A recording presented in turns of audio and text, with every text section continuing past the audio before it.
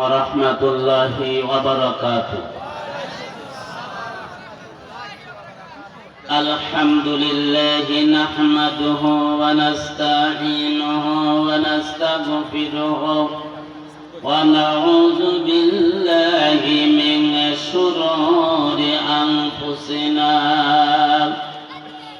من يهده الله فلا مضل له ومن يضلله فلا هادي له ونشهد أن لا إله إلا الله ونشهد أن سيدنا ومولانا محمدا عبده ورسوله. সবাই আমার সঙ্গে পড়বেন জবান খুলে। আউযু বিল্লাহি মিনাশ শাইতানির রাজীম। বিসমিল্লাহির রাহমানির রাহিম। ইয়া আইয়ুহাল্লাযীনা আমানু হাল আদুল্লুকুম আলা তিজারাতিন তুনজিকুম মিন আযাবিন আলীম। সাদাকাল্লাহু আযীম।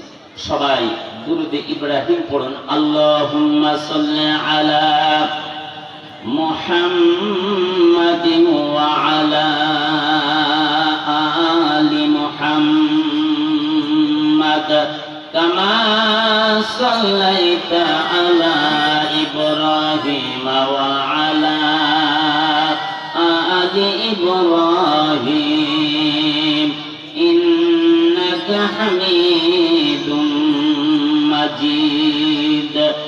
আল্লাহুম্মা বারিক আলা মুহাম্মাদিন ওয়া আলা আলি মুহাম্মাদ কামা বারাকতা আলা ইব্রাহিম ওয়া আলা আলি ইব্রাহিম ইন্নাকা হামিদুম মাজিদ। লা ইলাহা ইল্লাল্লাহ লা ইলাহা লা ইলাহা ইল্লাল্লাহ লা ইলাহা। ভাইজান বহু দূরে মাদিনা আমরা কেমনে যাইব জানি না। পড়তে পারবেন আপনারা আমার সঙ্গে? পড়তে পারবেন? সবাই পড়ুন। ভাইজান বহু দূরে মাদিনা আমরা কেমনে যাইব, আমরা কেমনে যাইব। দয়া কর দয়ার আল্লাহ দয়া কর পুরাও মনের বাসনা। লা ইলাহা ইল্লাল্লাহ লা ইলাহা। জোরে জোরে লা ইলাহা। খালি জায়গাটা পুরো করে দিতে হবে। পিছনের লোক সামনে এগিয়ে চলে আসতে হবে, পিছনের থেকে সামনের দিকে এগিয়ে চলে আসুন। পাশে কেউ দাঁড়িয়ে থাকবেন না। একটু হালকা শীত আছে, লেগে বসলে আপনার গরম লাগবে না। লা ইলাহা। সাদ্দাত জান্নাতি বানাইল মনের মতো সাজাইল। সবাই পড়তে পারবেন আমার সঙ্গে? সাদ্দাত জান্নাতে বানাইল আগা মনের মতো আরো জোরে আহা মনের মতো, আরো আরো সালাম বলতে হবে আহা মনের মতো কেটে কদম রাখার আগে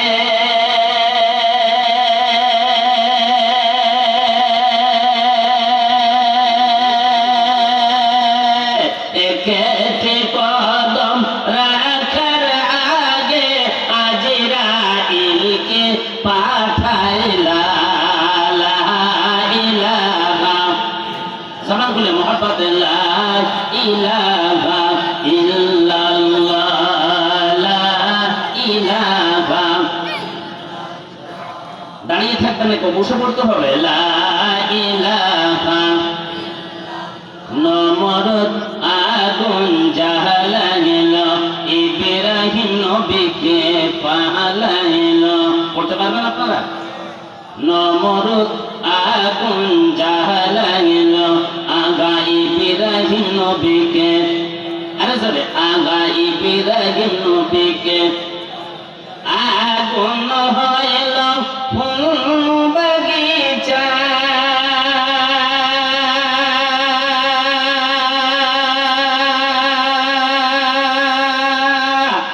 আগুন হইল ফুল বাগিচা নবীর পশম জলে না লা ইলাহা। আরো সরে লা ইলাহা লা ইলাহা ইল্লাল্লাহু মুহাম্মাদুর রাসূলুল্লাহ সাল্লাল্লাহু আলাইহি ওয়াসাল্লাম।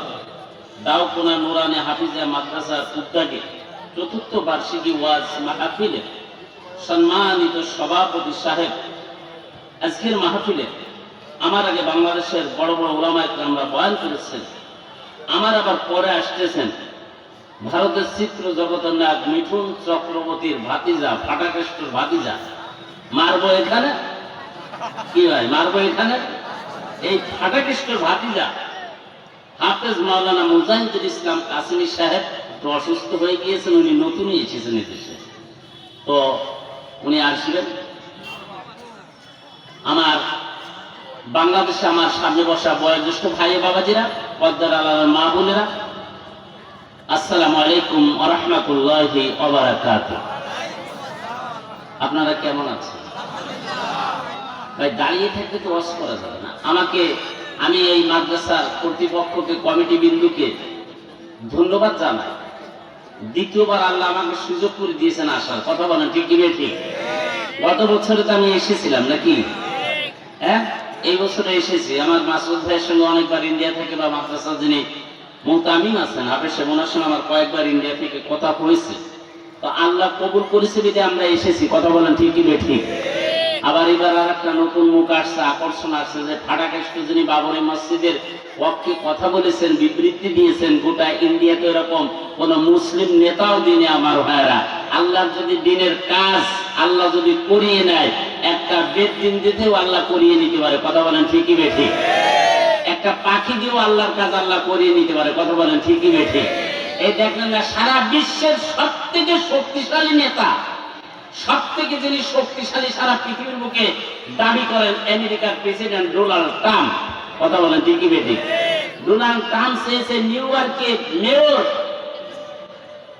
জোহরান, কি জানেন কি জানেন না, জোহরান মামদানি, ওনাকে চেষ্টা করেছে ফেল করার জন্য। তার সঙ্গে আমাদের আবার এই ভারতের কুখ্যাত সন্ত্রাস জঙ্গি নরেন্দ্র মোদী এক হয়েছিল যে মামদানি যাতে আপনার মেয়র না হতে পারে। আমার বাবা যেহেতু গুজরাট লড়ার সময় উনি খুব বিরোধিতা করেছে, মামদানি হলো ওনার বাবা হলো আপনার গুজরাটি, মা হলো আপনার পাঞ্জাবি, ইন্ডিয়াতেই বাড়ি তাদের। আমার ভাইরা, তারপরও আল্লাহ চেয়েছে নিউ ইয়র্কে ওনার নসিবে আল্লাহ রেখেছে, তাই আপনার মেয়র হয়েছে, কথা বলেন ঠিকই বেঠিক? মেয়র হয়ে শুধু ক্ষান্ত হয় না, উনি তিনটে জিনিসের কথা বলেছেন। নাম্বার 1, ইসরায়েলের প্রেসিডেন্ট এই কুখ্যাত কসাই সন্ত্রাস জঙ্গি যদি নিউ ইয়র্কে ওনার মেয়র থাকাকালীন যদি আসে, তাকে ওইখানে অ্যারেস্ট করে দিবে। আমার ভাইরা, নরেন্দ্র মোদী তোমারও অ্যাকশন আসতেছে, তুমি পৃথিবী থেকে সরতে পারবা না। গোটা পৃথিবীতে মুসলমানদের গায়ে হাত দিয়ে, মুসলমানদের মসজিদ মাদ্রাসার উপরে টাচ করে হাত দিয়ে গোটা পৃথিবীতে কেউ টিকতে পারে না, আর পারবো না। কথা বলেন ঠিক কি বেশি?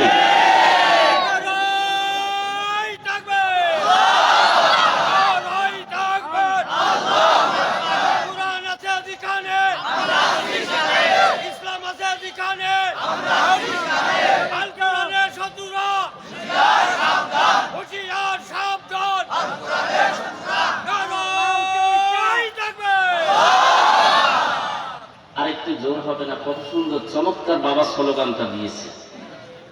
মোদির দেশে স্লোগানটা পাঠাতে হবে কোথায়? এই বাবা কোথায়? সামনে কিন্তু আগুন হতে হবে। কিন্তু আমি একবার দুর্বল পয়েন্টের ওয়াজ করেছিলাম, আমি না আমার ভাই, তীব্র আগুন থেকে আগুন হতে হবে। বুলডোজার থাকবে 33,000 বুলডোজ। কথা বলেন ঠিক কি বেশি? মুসলমানদের তাকবীরের ধ্বনি শুনে নাস্তিক পালিয়ে যেতে বাধ্য হয়েছে আমার ভাইরা। কথা বলেন ঠিক কি বেশি? ওইরকম তাকবীর দেওয়ার দরকার আছে কি আছে না আমার ভাইরা? আমি তো জানি বাংলাদেশের মুসলমান ইসলামের জন্য রয়্যাল টাইগার।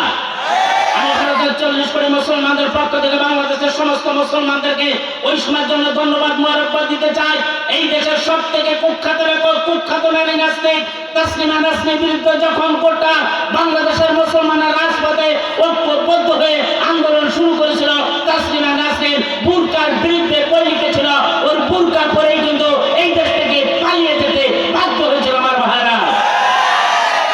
আমার বিশ্বাস আসবে গোটা পৃথিবীতে মুসলমানদেরকে যারা হলি করার চেষ্টা করছে, গোটা পৃথিবীর মানচিত্র থেকে মুসলমানদের উঠিয়ে দেওয়ার চেষ্টা করছে, যেদিন গোটা পৃথিবীর মুসলমানরা রাজপথে ঐক্যবদ্ধ হয়ে একটি প্ল্যাটফর্মে এসে যাবে, ইহুদিদের হোতারা তোমরা জেনে রাখো, তোমাদেরও পালানোর জায়গা হবে না। তোমাদের দাপনটি থেকে আটলান্টিক মহাসাগরের ভিতরেই হবে। সেদিনটি সামনে আসতেছে, অপেক্ষা করো আমার ভাইয়েরা। আমি ভারতের 40 কোটি মুসলমানদের পক্ষ থেকে বাংলাদেশের সমস্ত মুসলমানদেরকে আবার ওই সময়ের জন্য দ্বিতীয়বার ধন্যবাদ মোবারকবাদ দিতে চাই।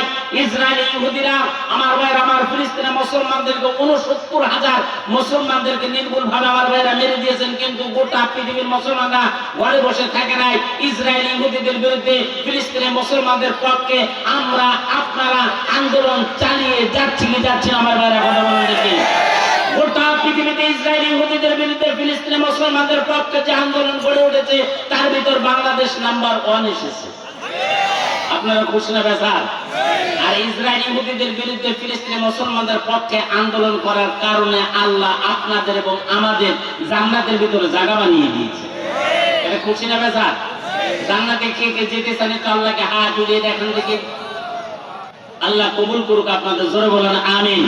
আমি জানি এটা বাংলাদেশ, এটা রবি ঠাকুরের বাংলা নাই, এটা সূর্য সেনের বাংলা নাই, এটা লক্ষ্য সেনের বাংলা নাই, এটা বাইজিদ বুস্তামের বাংলা, এটা শাহজালালের বাংলা, এটা শাহ মাকদুমের বাংলা, এটা আম্মা শরীফ রহমাতুল্লাহের বাংলা, এটা আল্লামা দেলোয়ার হোসেন সাইদি রহমাতুল্লাহের বাংলা, লক্ষ লক্ষ আলেমের বাংলা, লক্ষ লক্ষ মসজিদের বাংলা, লক্ষই লাখ মুসলমানের বাংলার জমিনে আমরা ইসরায়েল কোন মালকে, আমরা ইসরায়েল কোন পণ্যকে ব্যবহার করব না এবং ব্যবহার করতেও দেওয়া যাবে না। কে কে রাজি আছেন আমার আল্লাহকে হাত তুলে দেখান দিন।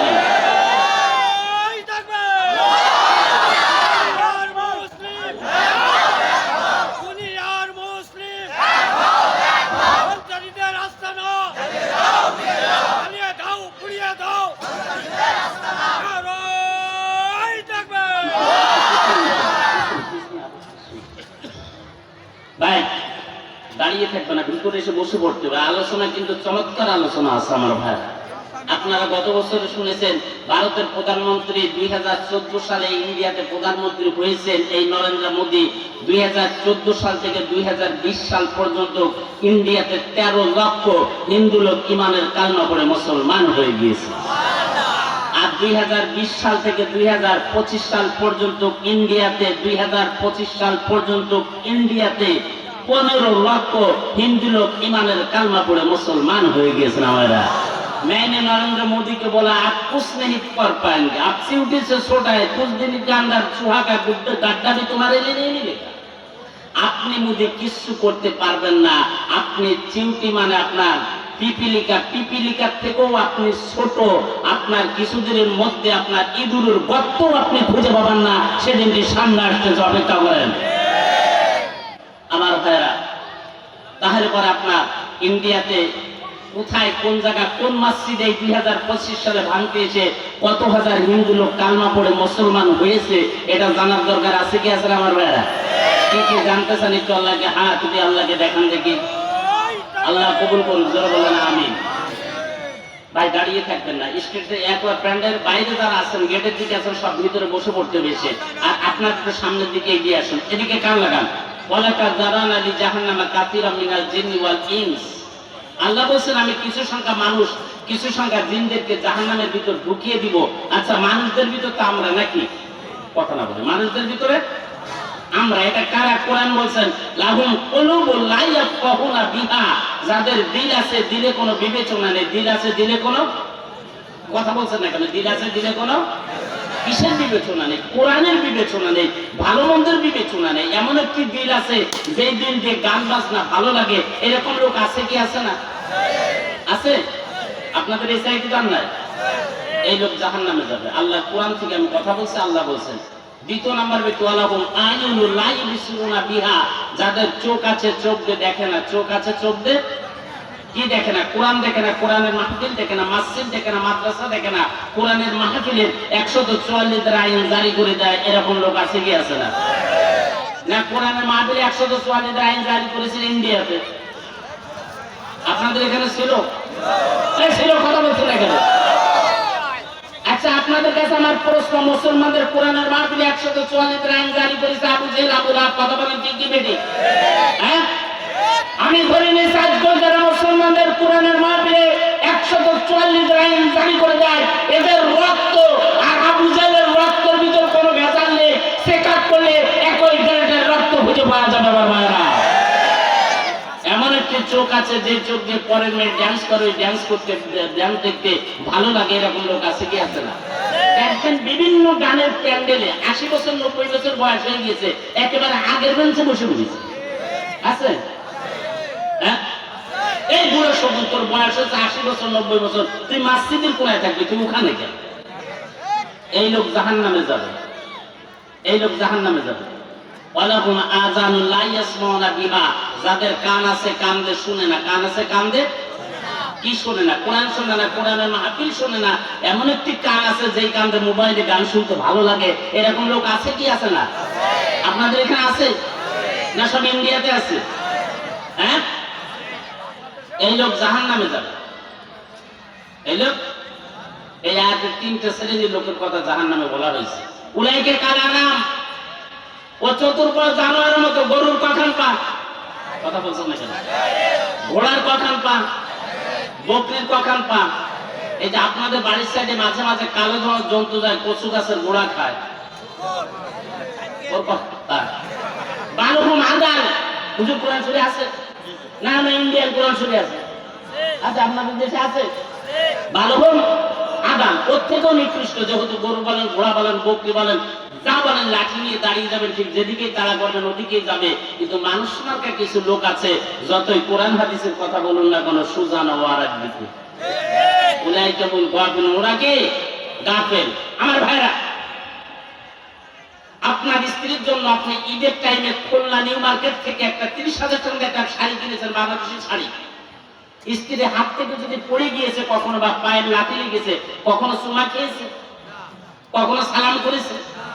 আপনার বাচ্চা সকালবেলা মসজিদে বা মাকতবে পড়তে আসে, যে মহান করুন তাল কোরআনকে একটা কাপড় দিয়ে বেশিরভাগ পেঁচিয়ে রাখে কি রাখে না? এই কাপড়টার দাম কত হবে মার্কেটে? এই কাপড়টার দাম কত হবে? 50 টাকা, 100 টাকা হবে নাকি? এই কাপড়টা যদি বাচ্চার হাত থেকে পড়ে যায় বা পায়ের লাথি লাগে, বাচ্চা কি করে? কেন চুমা খেয়েছে? কেন? বাচ্চা বেড়েছে। মহান করুন তার কোরআনকে পেঁচিয়ে রাখার জন্য এই কাপড়টার দাম 100 টাকা, 200 টাকা না। এই কাপড়টার মর্যাদা আমার আল্লাহর কাছে লক্ষ লক্ষ টাকা থেকে বেশি দাম হয়ে গিয়েছে। জোরে বলুন সুবহানাল্লাহ। আপনি এই ফুলতরা মার্কেট থেকে একটা বিছানায় আরাম করার জন্য একটা খাট, বক্স খাট বুঝেন তো? 30,000 টাকা বা 40,000 টাকা 50,000 টাকা দিয়ে কিনে নিয়ে আসছেন, যদি পায়ের লাথি লাগে আপনি কখনো চুমা খেয়েছেন, সালাম করেছেন? মহান গ্রন্থ আল কোরআনকে যে একটা কাঠের উপরে রাখা আছে এটাকে কি বলেন? রেহাল কাঠ বা খাটিয়া। এই রেহাল কাঠের দাম কত হবে? 100 টাকা 200 টাকা। এই কাঠটি যদি লাঠি লেগে বা হাতের থেকে পড়ে যায় কি করে বাচ্চা? কেন চুমা খেয়েছে কেন? বাচ্চা অনুভব করেছেন এই কাঠটির পরে মহান গ্রন্থ আল কোরআনকে রাখার কারণে এই কাঠটির দাম 100 টাকা বা 200 টাকা নয়, লক্ষ লক্ষ টাকা থেকে বেশি দাম আমার আল্লাহর দরবারে হয়ে গিয়েছে। কথা বলেন ঠিক কি বেশি? তাহলে পরে বুঝতে পারলাম কোরআন যেখানে থাকবে ওখানে দাম আল্লাহ বাড়িয়ে দেবেন না কমিয়ে দিবেন? 12 মাসে 1 বছর আছে, 1 মাসের মর্যাদা আল্লাহ বাড়িয়ে দিয়েছে না কমিয়ে দিয়েছে? কেন কেন বাড়িয়ে দিয়েছে? ঠিক বলেছেন। শাহরুর রমাদান আল্লাযী উনজিলা ফীহিল কুরআন, ওই মাহে রমজান মাসে মহান গ্রন্থ আল কোরআনকে আল্লাহ নাযিল করেছেন, তাই এই মাসের মর্যাদা আল্লাহ বাড়িয়ে দিয়েছে। জোরে বলুন সুবহানাল্লাহ। এই মাসে একটি রাত আছে যেটা 1000 রাতের থেকে উত্তম। কি লাইলাতুল? কেন 1000 রাতের থেকে কেন উত্তম? এই রাত্রে মহান গ্রন্থ আল কোরআনকে আল্লাহ নাযিল করেছেন, তাই এই রাত্রির মর্যাদা আল্লাহ বেশি বাড়িয়ে দিয়েছেন। জোরে বলুন সুবহানাল্লাহ।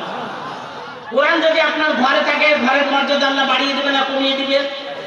কোরআন যদি আপনার দোকানে থাকে দোকানের মর্যাদা আল্লাহ বাড়িয়ে দিবে না কমিয়ে দিবে?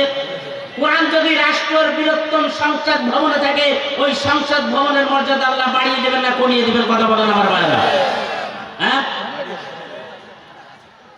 ভারতবর্ষের আমার মুরব্বীরা বলতে পারে ভারত 1947 সালে স্বাধীন হওয়ার পরে ভারতের প্রথম প্রধানমন্ত্রী কে হয়েছিল আপনারা বলতে পারবেন? কি বলেছেন? মিস্টার জওহরলাল নেহরু, ইন্দিরা গান্ধীর বাবা। মিস্টার জওহরলাল নেহরু মারা গিয়েছে, ইন্দিরা গান্ধী বাবাকে দেখতে গিয়েছে, যে যার পরে মেয়েরা বেশি বাবা মারা গেলে কান্নাকাটি করে, বাবার বডিতে হাত দিয়ে কান্নাকাটি করছে। দেখছেন ইন্দিরা গান্ধী দেখেছেন বাবার পকেট উঁচু আছে, বাবার পকেট যখন উঁচু আছে বাবার পকেটে টাকা আছে, এই টাকাতে মন্ত্রী মিনিস্টাররা শ্মশান ঘাটে যে ওখানে যেখানে চিন্তায় জ্বালাবে ওখান থেকে বের করে নিবে। ইন্দিরা গান্ধী বাবার পকেটের ভিতরে হাত ঢুকিয়ে দিয়েছেন, হাতের সঙ্গে দুটো জিনিস উঠে এসেছেন। নাম্বার 1 মুসলমানদের আল কোরআন উঠে এসেছে। দ্বিতীয় নাম্বার একটা ডায়েরি উঠিয়ে দিয়েছেন। ভারতের চিত্র জগতের নায়ক সবচেয়ে বড় নায়ক অমিতাভ বচ্চন। যারা নেট ঘাটাঘাটি করা যায় অমিতাভ বচ্চনের একটা অ্যালার্জি রোগ হয়েছে। অ্যালার্জি রোগ বুঝুন তো, এটাকে আপনারা কি বলেন? চুলকানি। দেশ বিদেশে ডাক্তার দেখিয়েছে, ভালো হয় না। 1 সপ্তাহ ট্রিটমেন্ট নিয়েছে, 1 সপ্তাহ ট্রিটমেন্ট নিয়েছে। ভারতের মুম্বাই শহরে ওইখানে সাগর আছে, সাগরের মাঝখানে, সাগর থেকে 1 কিলোমিটার ভিতরে, সাগরের ভিতরে একটা মাজার আছে, দেখবেন বিভিন্ন ফটো, হাজী আলী মাজার বলে, হাজী আলী দরবার শরীফ। 1 সপ্তাহ ভারতের চিত্র জগতের নায়ক সবথেকে বড় নায়ক ট্রিটমেন্ট নিয়েছে হাজী আলী দরবার শরীফে, যে উনি মহান গ্রন্থ আল কোরআনকে শরীরের সঙ্গে স্পষ্ট করেছেন প্রতিদিন।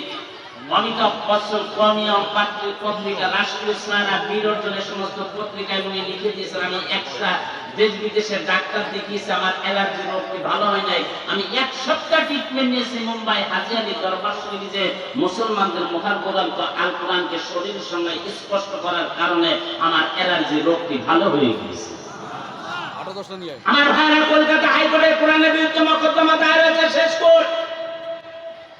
কান লাগান মুসলমান, কোরআনের বিরুদ্ধে মোকদ্দমা কলকাতা হাইকোর্টে দায়ের হয়েছে, শেষ কোর্ট, শুনানি কোর্ট। কোরআনের বিপক্ষে রায় দিয়ে দিবেন, তাহলে কোরআন দোষী নাকি? কলকাতা বিশ্ববিদ্যালয়ের প্রফেসর মিস্টার অসিত বাবু বন্দ্যোপাধ্যায় বিশ্ববিদ্যালয়ে বলছেন যে এটা কোরআনের বিরুদ্ধে আজকে রায় দিয়ে দিবে। আমি শুনেছি, কিন্তু ম্যাজিস্ট্রেট রায় ঘোষণা করার আগে আমি দুটো প্রশ্ন করব, প্রশ্ন দুটোর উত্তর দিয়ে দিবে, এরপরে ম্যাজিস্ট্রেট কোরআনের বিপক্ষে রায় দিয়ে দিবে, আমার কোনো ব্যাখ্যা থাকবে না। কলকাতা বিশ্ববিদ্যালয়ের প্রফেসর মিস্টার অসিত বাবু বন্দ্যোপাধ্যায় কলকাতা হাইকোর্টে ঢুকে গিয়েছেন, হিন্দু প্রতিনিধিরা গিয়েছেন, মুসলিম প্রতিনিধিরা গিয়েছেন। উনি যখন কোর্টের ভিতরে ঢুকে পড়েছেন, পড়ার পরে এই পদ্মা কাশ্মীর আদালতে ম্যাজিস্ট্রেট হল একজন মহিলা ম্যাডাম। ওই ম্যাডাম বিশ্ববিদ্যালয়ের প্রফেসর মিস্টার অসিত বাবু বন্দ্যোপাধ্যায়কে দেখে বলছেন, স্যার প্লিজ আপনি বসে পড়ুন। মিস্টার অসিত বাবু বন্দ্যোপাধ্যায় কলকাতার বিশ্ববিদ্যালয়ের প্রফেসর বলছেন যে না ম্যাডাম, আমি আজকে আপনার কাছে বসতে আসি নাই, আপনার আদালতে মুসলমানদের মহান গ্রন্থ আল কোরআনের বিপক্ষে রায় আজকে ঘোষণা করবেন। রায় ঘোষণার আগে আপনার কাছে আমার দুটো প্রশ্ন আছে, প্রশ্ন দুটোর উত্তর দিয়ে দিবেন, আপনি কোরআনের বিপক্ষে রায় দিয়ে দিবেন, আমার কোনো ব্যথা থাকবে না। নাম্বার 1 প্রশ্ন হলো আপনার কাছে ম্যাডাম, ওই পশ্চিম বাংলায় সর্বপ্রথম কোরআন মাজিদ বাংলায় বঙ্গম অনুবাদ কে করেছে? একটু জোরে বলেন। পণ্ডিত গিরিশচন্দ্র সেন। দ্বিতীয় নাম্বার প্রশ্ন ম্যাডাম আমার চ্যালেঞ্জ, গোটা ইন্ডিয়াতে যত রামায়ণ আছে, বাইবেল আছে, মহাভারত আছে, মহান গ্রন্থ আল কুরআন আছে, গীতা আছে, রামায়ণ আছে, সমস্ত ধর্মগ্রন্থ কিতাবকে আপনি উঠিয়ে এনে এই কলকাতা হাওড়া ব্রিজের নিচে গঙ্গায় বস্তায় যদি ভরে আপনি ফেলে দেন, আপনার সমস্ত ধর্মগ্রন্থ কিতাব আপনার ওই গঙ্গার জলে পানিতে ভেসে আপনার চলে যাবে কি যাবে না? আমার ভাইরা কথা বলেন দেখি, না ওখানে থাকবে? ম্যাডাম আমার চ্যালেঞ্জ, আপনি ইন্ডিয়াতে যত রামায়ণ আছে, বাইবেল আছে, মহাভারত আছে, রামায়ণ আছে, সমস্ত ধর্মগ্রন্থ কিতাব আপনি উঠিয়ে নিয়ে আসবেন, হাওড়া ব্রিজের নিচে গঙ্গায় ফেলে দিবেন, সমস্ত ধর্মগ্রন্থ কিতাব চলে যাবে। কিন্তু কোন হিন্দু, কোন ঠাকুর, কোন ব্রাহ্মণ, কোন পুরোহিত, কোন পূজারী এই গীতা, রামায়ণ, বাইবেল, মহাভারত লেখার ক্ষমতা রাখে না। আমার ভাইয়েরা, আমার চ্যালেঞ্জ, মিস্টার রশিদ বাবু বন্দ্যোপাধ্যায় কলকাতা হাইকোর্টের প্রফেসর, ওই মিস্টার আদালতের আপনার ম্যাজিস্ট্রেট মহিলাকে বলছেন, আমার চ্যালেঞ্জ, আপনি গোটা ইন্ডিয়াতে মুসলমানদের মহান গ্রন্থ আল কুরআনের বিরুদ্ধে রায় ঘোষণা করবেন। আপনি যদি গোটা ইন্ডিয়া থেকে মুসলমানদের সমস্ত মসজিদ মাদ্রাসা থেকে মহান গ্রন্থ আল কুরআনকে উঠিয়ে এনে আপনি কলকাতা হাওড়া ব্রিজের নিচে বস্তায় করে সমস্ত কোরআন মাজিদ আপনি বস্তায় করে ফেলে দিবেন, পানি স্রোতে আপনার চলে যাবে, কিন্তু দ্বিতীয়বার মুসলমানদের কোরআন মাজিদ তৈরি হয়ে যাবে। যেহেতু গোটা ইন্ডিয়াতে মুসলমানদের লক্ষ লক্ষ লক্ষ কোরআনের হাফেজ আছে, সূরা ফাতিহা থেকে সূরা নাস পর্যন্ত বলে দিবে কোথায় কোন আয়াত, কোন হরফ, কোন নক্তা, কোন জের, কোন পেশ কোথায় কখনো ভুল হবে না। কথা বলেন ঠিকই বলুন। ম্যাজিস্ট্রেট ম্যাডাম কোরআনের পক্ষে রায় ঘোষণা করে দিয়েছে। আর আমার পীর দিল্লির শাহী জামে মসজিদের ইমাম মোহাম্মদ আব্দুল্লাহ বুখারী সাহেব ৭৫টা মাইক আছে মসজিদে, উনি ঘোষণা করেছেন, কলকাতা বিশ্ব আপনার কলকাতা হাইকোর্টের ম্যাজিস্ট্রেট ম্যাডামকে বলেছেন, ম্যাডাম আপনি যদি মুসলমানদের কোরআনের বিপক্ষে আপনি রায় ঘোষণা করেন, আপনি যে হাতে কোরআনের বিপক্ষে রায় লিখবেন, আপনার হাতটা আমি একেবারে জমিনে ভেঙে তছনছ করে দিব। আপনি যে জবানে কোরআনের বিপক্ষে রায় ঘোষণা করবেন, আপনার জিহ্বাকে টেনে হাইকোর্টের সামনে আপনার কুত্তাদের খায় দেওয়ার। আমার বাবা কথা বলেন ঠিক কি বেটি?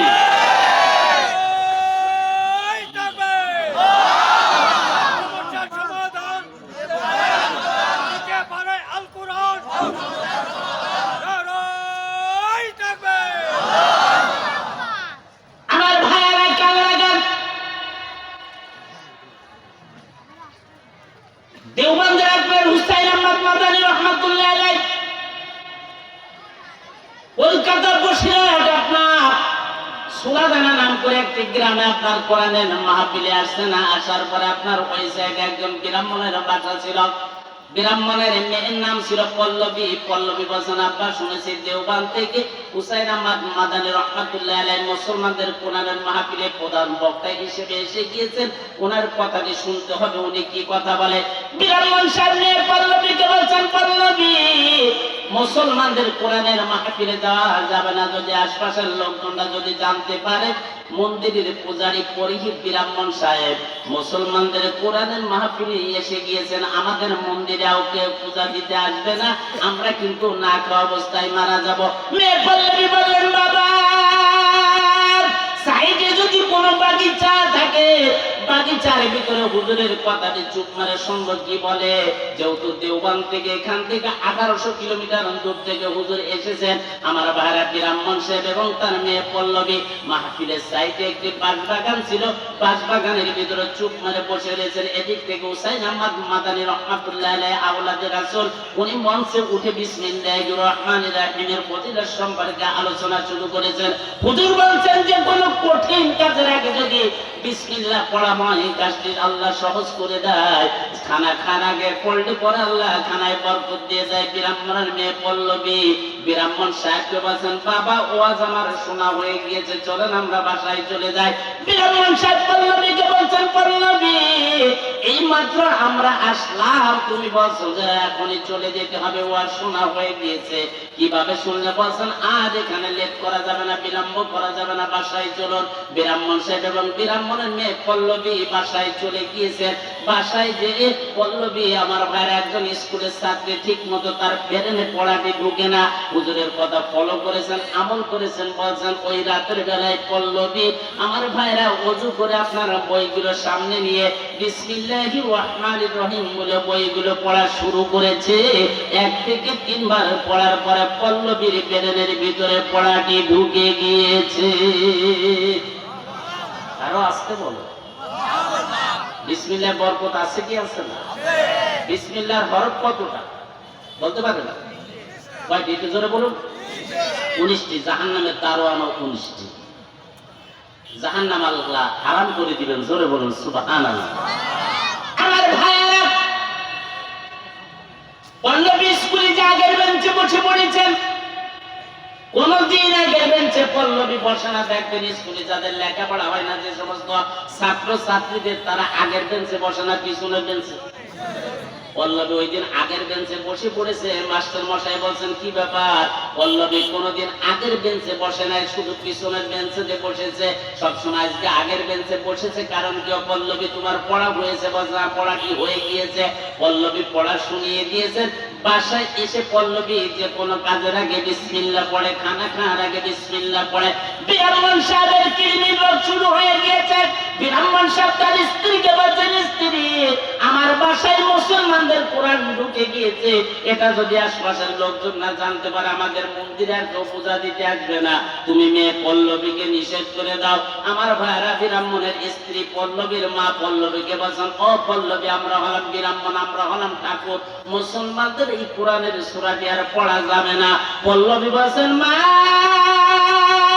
জীবন চলে যাবে, তারপরেও মুসলমানদের এই কোরআনের সূরাটি আমি ভুলে যাব না।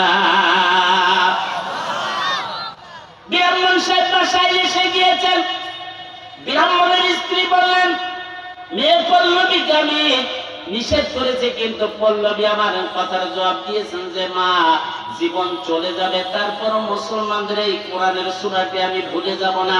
ব্রাহ্মণ সাহেব এবং ব্রাহ্মণের স্ত্রী পরামর্শ করছে, স্ত্রী এটা আমাদের ইজ্জতের ব্যাপার, গ্রামের লোক আমাদেরকে গ্রাম থেকে বের করে দিয়ে এক কাম করো, মেয়ে পল্লবীকে কৌশলে মেরে দিতে হবে। কি কৌশলে? বলছেন বাজার থেকে নতুন হাড়ির ভিতরে আমি একটি বিষাক্ত সাপ কিনে নিয়ে আসবো। আর পল্লবী যখন স্কুল থেকে বাসায় এসে বলবে, মা ঘরে কোনো খাবারের জিনিস আছে কি? তুমি বলবা তোর বাবা দেখ বাজার থেকে নতুন হাড়ির ভিতরে মুড়ির মোয়া কিনে নিয়ে আসে, ওখান থেকে উঠে খেয়ে নে। মেয়ে পল্লবী মুড়ির মোয়া ভেবে যখন হাড়ির ভিতরে হাত ঢুকিয়ে দেবে, বিষাক্ত সাপ কেটে দিবে, আর মারা যাবে, আশপাশের লোকজন না জানতে পারবে ব্রাহ্মণের মেয়ে পল্লবীকে সাপে কেটে মেরে ফেলেছে। ব্রাহ্মণের কৌশলটি ঠিক আছে না বেঠিক আছে? ঠিক আছে না বেঠিক আছে? মারা যাবে কি যাবে না? হ্যাঁ, মারার মালিক কে? আর বাঁচানোর মালিক কে? এর ঈমান আছে তো? হ্যাঁ, না পুলিশ দেখলে তাড়াতাড়ি চলে যেতে হবে নাকি? ঈমান আছে? দেখি সামনের দিকে ঈমান কেমন আছে দেখি, এইখানেই ফেল হয়ে যাবে। আমার ভাইয়ারা, ব্রাহ্মণ সাহেব অলরেডি আপনার বাজার থেকে নতুন হাড়ির ভিতরে মুড়ির মা আপনার বিষাক্ত সাপ কিনে নিয়ে আসেন, ঘরের তাকিয়ার পরে রেখে দিয়েছেন। এদিক থেকে পল্লবী বাসায় এসে বলছেন, মা ঘরে কোনো খাবারের জিনিস আছে কি? আমার খিদা লেগেছে। সঙ্গে সঙ্গে নিষ্ঠুর ব্রাহ্মণের স্ত্রী পল্লবীর মা বলছেন, তোর বাবা দেখ বাজার থেকে নতুন হাড়ির ভিতরে মুড়ির মোয়া কিনে নিয়ে আসছে, ওখান থেকে উঠে খেয়ে নে। আমার মুসলমান ভাই বাবা যা বলুন দেখি, হাড়ির ভিতরে মুড়ির মোয়া আছে না সাপ আছে? মুড়ির মোয়া বুঝেন? এটাকে আপনারা কি বলেন? আমার ভাইয়েরা, ব্রাহ্মণের মেয়ে পল্লবী মা কথা বলার সঙ্গে সঙ্গে হাড়ির হাড়ির ভিতরে যখন হাত ঢুকিয়ে দিয়েছেন, হাত ঢুকানোর আগে মুসলমানরা কান লাগান, মা বোনেরা কান লাগান, বিষাক্ত সাপের ভিতরে হাড়ির ভিতরে যখন হাত ঢুকিয়ে দিয়েছেন, মেয়ে পল্লবী বলেন বিসমিল্লাহির রহমানির রহিম বলে যখন হাড়ির ভিতরে হাত ঢুকিয়ে দিয়েছেন, হাতের সঙ্গে একটি মুড়ির মোয়া উঠে এসেছে। মেয়ে পল্লবী মুড়ির মোয়াটি খাচ্ছেন, মাকে বলছেন, মা জীবনে অনেক মুড়ির মোয়া খেয়েছি, কিন্তু এত সুস্বাদু মুড়ির মোয়া আমি কোনোদিন খাইনি।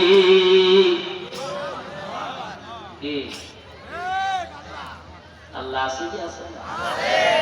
আমরা বিসমিল্লাহির রহমানির রহিম বলে দেখি তো হাত দিয়ে সাপের মুখে।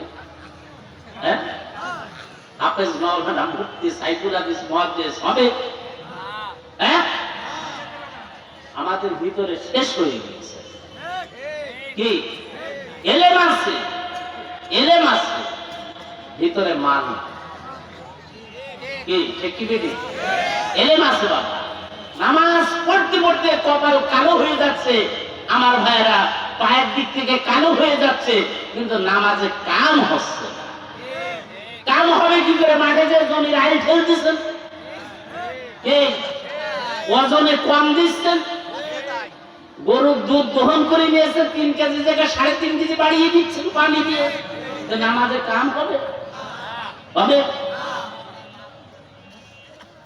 ভেজাল ঢুকিয়ে দিয়েছেন, যাবা আছে তা মোবাইলে সারও শেষ করে ফেলেছে মুসলমান। কথা বলেন ঠিক কি বেটি? ইমামরা খেলেছে, ইমামরাও দেখবেন মসজিদের সাইডে রুম বানিয়ে দিয়েছে, ইমামরা মসজিদের সাইডের রুমে হুজরায় বসে বসে বিলকুল আপনার ভাইরা নেট চালাচ্ছে, ফেসবুক দেখতেছে। এই ফেসবুক কি ভালো জিনিস? এলেম আছে, অনেক এলেম আছে, ভিতরে মাল না, আমল নাই। কি বাবা? এই ভাই আলোচনা চলবে না, বন্ধ হবে আমার ভাই?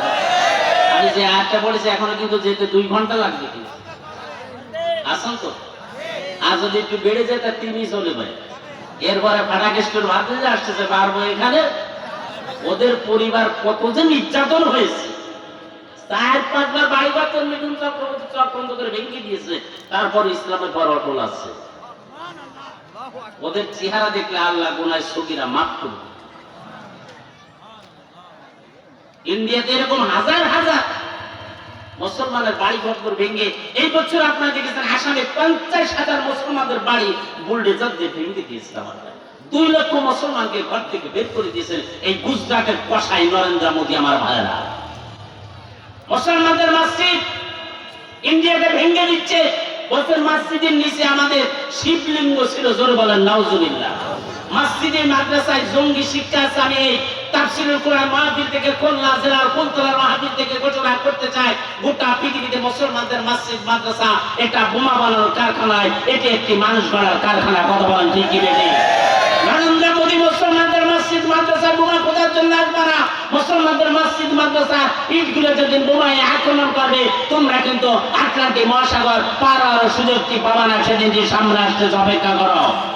আমি নরেন্দ্র মোদীকে হুঁশিয়ার করে বলতে চাই, আপনি বিভিন্ন অজুহাতে মুসলমানদের মসজিদ মাদ্রাসা ভেঙে দিয়েছেন, আপনি যদি দ্বিতীয়বার আবার মুসলমানদের মসজিদ মাদ্রাসায় বিভিন্ন অজুহাতে ভেঙে দেওয়ার চেষ্টা করেন, নরেন্দ্র মোদী আপনি কারবালার ইতিহাস পড়েছেন অথবা কারবালার কথা শুনেছেন, আপনি কারবালা দেখেন নেই, আপনার ইন্ডিয়াকে কারবালা করে দেওয়া হবে, কারবালা করে দেওয়া হবে, কারবালা করে দেওয়া হবে। কথা বলেন ঠিক কি?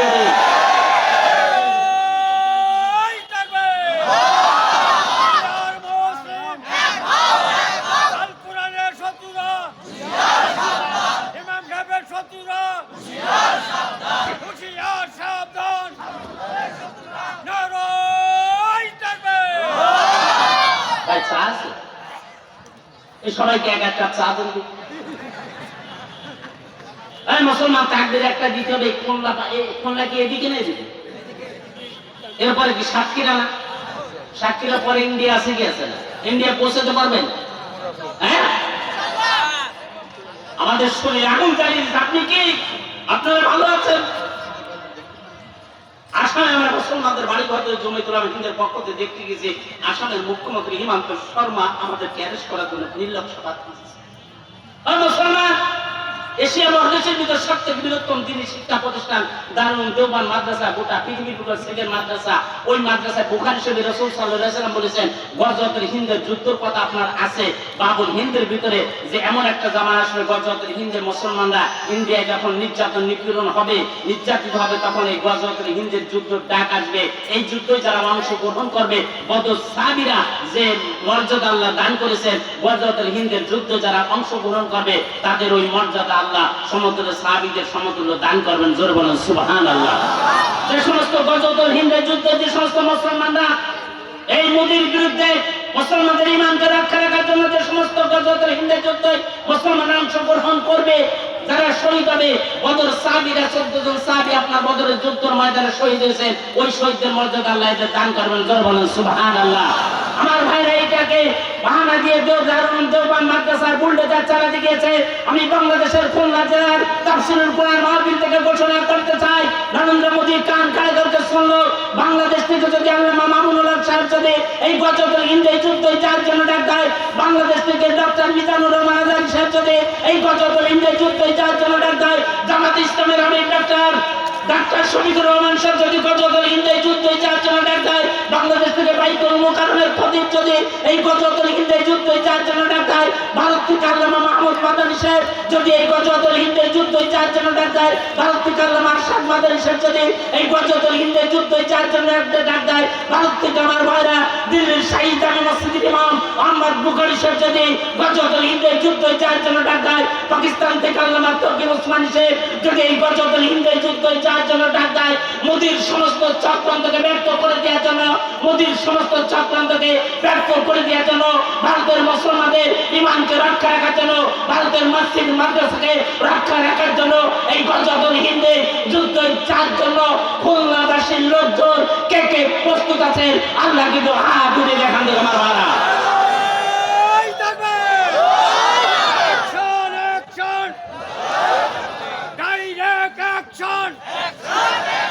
মোদির বিরুদ্ধে অ্যাকশন অ্যাকশন, মোদির বিরুদ্ধে নারাই তাকবীর। খুব চমৎকার। আল্লাহ বাবাকে হায়াতে তৈয়বা দান করুক। জোরে বলেন আমিন। ঈমানের পাট টিকিয়ে রাখার তৌফিক দান করুক আমার বাবাকে। জোরে বলেন আমিন। তাহলে তাকবীর আমিও একটা দিই, ইন্ডিয়াতে পাঠাই। রেডি আছেন? দিব তাকবীর একটা দিব, এরপরে মূল আলোচনা আসতেছে। যুবক ভাই একটু রেডি হোক, রেডি হোক।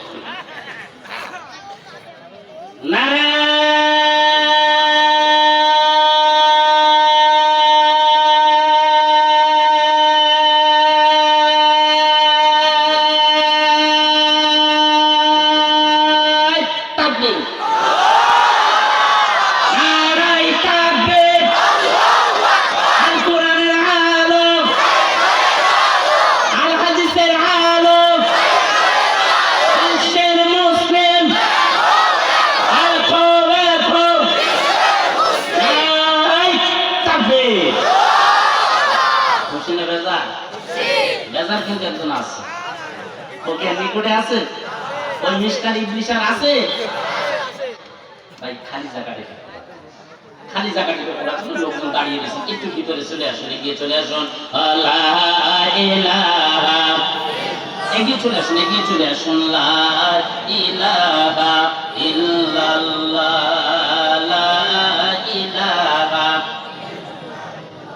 জমিনের মালিক যে আল্লাহ, আকাশের মালিক সেই আল্লাহ, লা ইলাহা।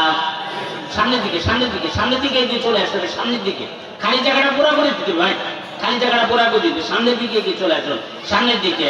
হায়াতের মালিক যে আল্লাহ, মওতের মালিক সেই আল্লাহ, লা ইলাহা।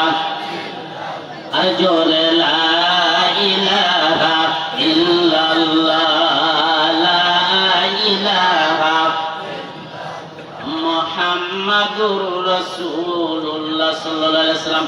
আমার ভাইরা কান্না দাও, বিরামনের মেয়ে পল্লবী বলছেন, মা জীবনে অনেক পরীর মোয়া খেয়েছি, কিন্তু এত সুস্বাদু মুড়ির মোয়া আমি কোনোদিন খাইনি। চিৎকার দিয়ে বলুন সুবহানাল্লাহ।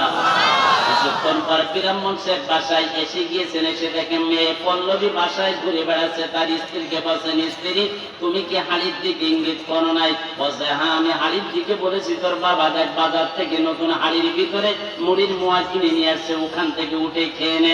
আমি দেখতে পেলাম মুসলমান মেয়ে পল্লবী মুড়ির মোয়া নেওয়ার জন্য হাড়ির দিকে এগিয়ে গিয়েছেন। যে যখন হাড়ির দিকে হাত ঢুকিয়ে দিচ্ছেন, মুসলমানদের যে সূরাটি তেলাওয়াত করে ওই সূরাটি পড়ে যখন উনি হাড়ির ভিতরে হাত ঢুকিয়ে দিয়েছেন, হাতের সঙ্গে দেখতে পেলাম যে একটি মুড়ির মোয়া উঠে এসেছে। মুড়ির মোয়া যখন মেয়ে পল্লবী কাছে আমাকে বলছেন, মা জীবনে অনেক মুড়ির মোয়া খেয়েছি, কিন্তু এত সুস্বাদু মুড়ির মোয়া আমি কোনোদিন খাইনি। জোরে বলুন সুবহানাল্লাহ। এই কথা যখন বলেছেন, মিস্টার ব্রাহ্মণ সাহেব মেয়ে পল্লবীকে পিছন থেকে একটি আঘাত করে দিয়েছেন মাথায়। আঘাত দেওয়ার পরে পল্লবী ডেড বডি হয়ে গিয়েছে। পল্লবীকে শ্মশান ঘাটে নিয়ে গিয়েছে, চিতায় চড়িয়ে দিয়েছেন। এখন ঠাকুর মশাই ব্রাহ্মণ সাহেবকে বলছেন, ও ব্রাহ্মণ সাহেব, আপনার মেয়ের তো স্বামী নাই, ছেলে নাই, এখন আপনার মুখে আগুন দিতে হবে। বাবা আমার ভাইরা যখন ব্রাহ্মণ সাহেব মেয়ে পল্লবীর মুখে আগুন দেওয়ার জন্য গিয়েছেন, যে দেখে আগুন জ্বলে না, ব্রাহ্মণ সাহেব ঠাকুর মশাইকে বলছেন, ঠাকুর মশাই আগুন কেন জ্বলছে না? সঙ্গে সঙ্গে ঠাকুর মশাই ব্রাহ্মণ সাহেবকে বলছেন, ব্রাহ্মণ সাহেব কাঠগুলো শুকনো আছে না ভিজা আছে? বলছে কাঠ তো শুকনো আছে। ঠাকুর মশাই পরামর্শ দিচ্ছেন, বসিরহাট মার্কেট থেকে এক কাম করো, ডিজেল কিনে নিয়ে আসো, ডিজেল দিয়ে কাঠগুলো ভিজিয়ে দেওয়া, এরপর আগুন জ্বলে যাবে। বসিরহাট মার্কেট থেকে ডিজেল কিনে নিয়ে আসছেন পল্লবী, কাঠগুলো ভিজিয়ে দিয়েছেন। দ্বিতীয়বার ব্রাহ্মণ সাহেব যখন মুখে আগুন দেওয়ার জন্য গিয়েছেন, যে দেখে আগুন জ্বলে না, ব্রাহ্মণ সাহেব ঠাকুর মশাইকে বলছেন, ঠাকুর মশাই আগুন কেন জ্বলছে না? আপনি বললেন ডিজেল কিনে নিয়ে আসুন, আমি ডিজেল কিনে এনে কাঠগুলো ভিজিয়ে দিয়েছি, আগুন কেন জ্বলে না? ঠাকুর মশাই বলছেন, ব্রাহ্মণ সাহেব বসিরহাট মার্কেট থেকে অকটেন কিনে নিয়ে আসুন, অকটেন কিনে এনে কাঠগুলো ভিজিয়ে দিয়েছেন। তৃতীয়বার যখন মুখে আগুন দেওয়ার জন্য ব্রাহ্মণ সাহেব দিয়েছেন, যে দেখে আগুন জ্বলে না, ঠাকুর মশাই ব্রাহ্মণ সাহেব ঠাকুর মশাইকে বলছেন, ও ঠাকুর মশাই আগুন কেন জ্বলে না? ঠাকুর মশাই ব্রাহ্মণ সাহেবকে বলছেন, ব্রাহ্মণ সাহেব আমি বুঝতে পেরেছি, গোটা ইন্ডিয়া গোটা ভারতের যত পেট্রোল আছে, ডিজেল আছে, অকটেন আছে, সব দিয়েও যদি মেয়ে পল্লবীর কাঠগুলো ভিজিয়ে দেওয়া হয়, তারপরও পল্লবীর শরীরের একটি পশম জ্বলবে না, যেহেতু পল্লবীর শরীরের ভিতরে মুসলমানদের কোরআন ঢুকে গিয়েছে। আগুনে পোড়াতে পারবে? পারবে? 2025 সাল 7ই আগস্ট হরিয়ানা প্রদেশে 167 বছর বয়স একটা মসজিদ, পুরানো মসজিদ, 1600 গ্রামের লোক ভাঙতে গিয়েছে। হাজার হাজার হিন্দু মহিলা পুরুষ এই মসজিদকে ভাঙতে গিয়েছে। ভাঙতে যাওয়ার পরে দেখে মুসলমানদের একটি ছেলে মহান গ্রন্থ আল কোরআনকে মসজিদের ভিতর তেলাওয়াত করছেন। তখন ওই ছেলেকে বলছেন, এই ছেলে ওই কোরআন মাজিদ লাথি মার, এই রেহাল কাঠ লাথি মার, কাপড়কে লাথি মার। ছেলেটি বলছে এই কাপড়ে লাথি মারা যাবে না। বলছেন কেন মারা যাবে না? বলছেন যে মহান কোরআন তো আল কোরআনকে এই কাপড় দিয়ে পেঁচিয়ে রাখার কারণে এইটার মর্যাদা, এইটার সম্মান আমার আল্লাহ অনেক বাড়িয়ে দিয়েছে। জোরে বলেন সুবহানাল্লাহ। রামদেব নাম করে একজন লোক ছিল, ওর ভিতরে ওদের ব্রাহ্মণ, ওদের ঠাকুর।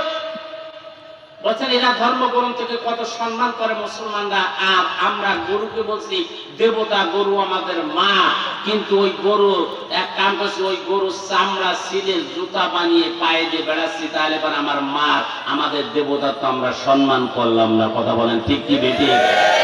মোদী বলছেন এটা সনাতন ধর্ম, এটা বিয়াদব ধর্ম, সাহায্য হতে পারে না।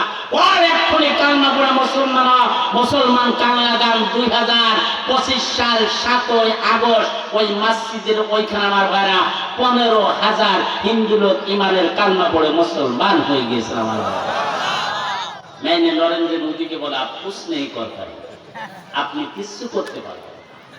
ইরিদুনা লিয়াতফু নূরাল্লাহি বিআফওয়াহিহিম ওয়াল্লাহু মুতিম্মু নূরিহি ওয়ালাউ কারিহাল কাফিরুন। আল্লাহ বলছেন আমার নূরকে যারা ফুৎকার দিয়ে নিভিয়ে দিতে চায়, অথচ আমার নূরকে আমি পূর্ণ বিকশিত করব, যতই কাফেররা অপছন্দ হয়ে যায়। কথা বলেন ঠিক কি বেঠিক? বিজয় করার মালিক কে? 2040 সালের ভিতরে আমরা ইন্ডিয়াতে মুসলমানরা কোরআনের রাজ প্রতিষ্ঠিত করতে যাচ্ছি ইনশাআল্লাহ। আমরা দাবি করেছি সুপ্রিম কোর্টের যে রায়টা হয়েছে এটা বেহুদা রায়। 2025 সালে বাবরি মসজিদের বিরুদ্ধে যে জজ, যে ম্যাজিস্ট্রেট, যে চিফ জাস্টিস রায় ঘোষণা করেছেন, উনি জানিয়ে দিয়েছেন আমরা আন্দাজের পর আনুমানিকের পর রায় ঘোষণা করেছি। সুপ্রিম কোর্ট থেকে কোনো আনুমানিক রায় হতে পারে না, এটা একমাত্র ফালতু রায়। এটা গোটা পৃথিবীর কেউ বিবেকমান ব্যক্তি মানবে না, কোনো মুসলমান মানবে না। নরেंद्र मोदी तुम काना खड़ा करके सुन लो, 2040 साल में हम लोग तुम्हारे मंदिर को, राम मंदिर को तोड़कर वहाँ पर बाबरी मस्जिद बनाऊंगा, वहाँ पर आजान होगी, नमाज होगी, जुमा होगी। दुनिया को कोई ताकत रुका नहीं सकते, रुका नहीं सकते, रुका नहीं सकते इंशाल्लाह। আমরা শপথ নিচ্ছি, ইন্ডিয়ায় যদি একটি মুসলমানের বাচ্চা জিন্দা থাকে নরেন্দ্র মোদী 2040 সালের ভিতরে আমরা তোমার রাম মন্দিরকে ভেঙে দিয়ে, উড়িয়ে দিয়ে ওইখানে বাবরি মসজিদ তৈরি করব, ওইখানে জুমা হবে, ওইখানে আজান হবে, নামাজ হবে। দুনিয়ার কোন শক্তি থেকে রাখতে পারবে না, পারবে না, পারবে না इंशाअल्लाह। क्योंकि मुसलमान तमाम चीज को बर्दाश्त कर सकते हैं। मुसलमान के सामने मुसलमान के बेटाओं को मार दोगे, बीवियों को मार दोगे, मुसलमान की तमाम दौलत चीजों को मुसलमान बर्दाश्त कर लेंगे, लेकिन मुसलमान एक चीज बर्दाश्त नहीं कर सकते। मुसलमान के सामने मुसलमान के कुरान और हदीस, मस्जिद मदरसा पर अगर कोई टासा जाए, मुसलमान को भी बर्दाश्त नहीं कर सकते। मुसलमान सब कुछ मेने যেতে পারে, মুসলমানের সামনে মুসলমানের ছেলেকে মেরে দিবেন, মেয়েকে মেরে দিবেন, স্ত্রীকে মেরে দিবেন, মুসলমান সমস্ত সম্পদগুলো আগুনে পুড়িয়ে জ্বালিয়ে রাখ করে দিবেন, মুসলমান মেনে যেতে পারে। মুসলমান একটি জিনিস মানতে পারে না, মুসলমানের সামনে যদি মুসলমানের কোরআন ও হাদিস, মসজিদ মাদ্রাসার উপর যদি কখনো আঘাত আসে, মুসলমান কোনোদিন মানতে পারে না। কথা বলেন ঠিক কি বেঠিক? আমার ভাইরা, আমার আসলে 50,000 মুসলমানদের বাড়িঘর ভেঙে এই ভারতের গুজরাটের কথায় নরেন্দ্র মোদী তছনছ করে দিয়েছে।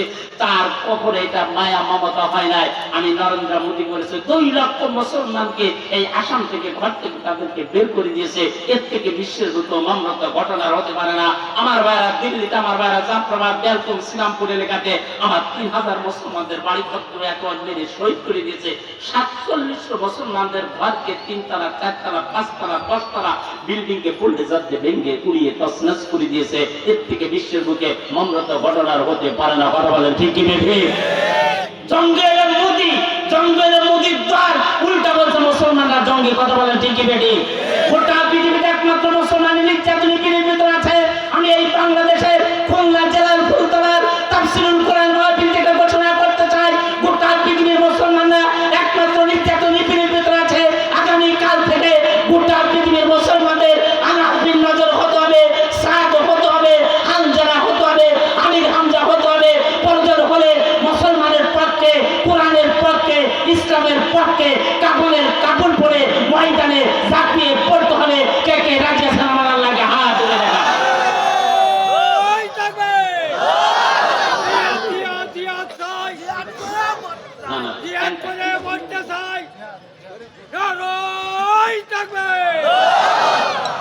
আল্লাহ আপনাদের কবুল করুক, জোরে বলেন আমিন।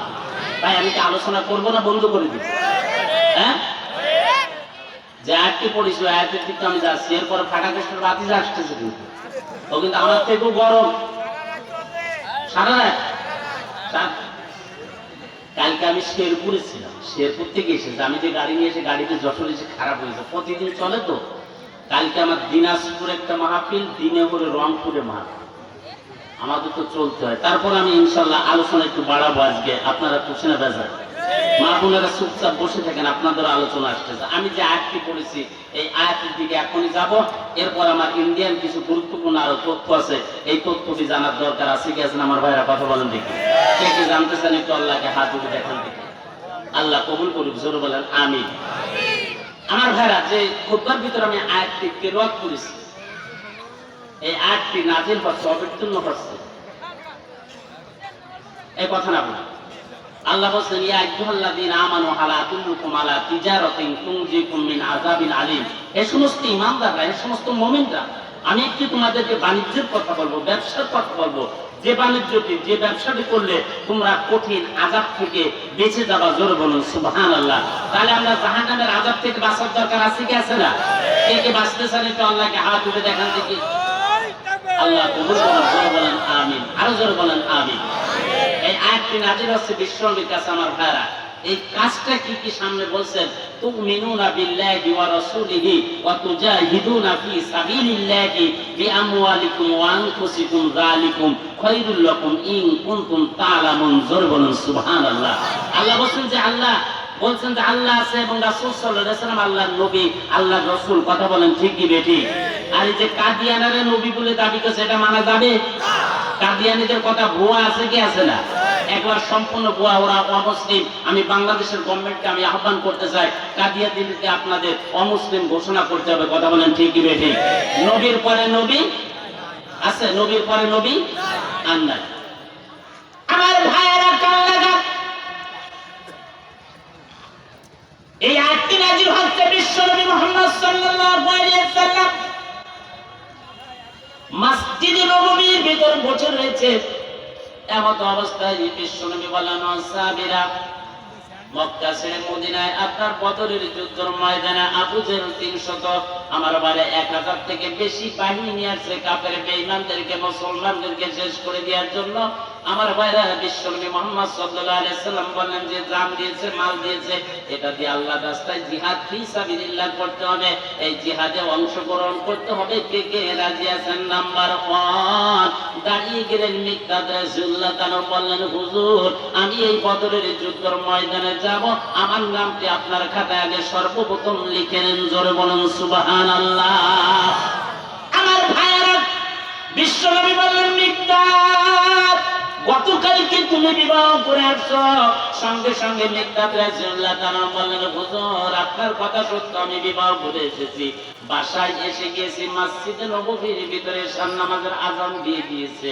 আমি চিন্তা করলাম এখন বাসায় লেট করা যাবে না, এশার নামাজকে আদায় করতে হবে।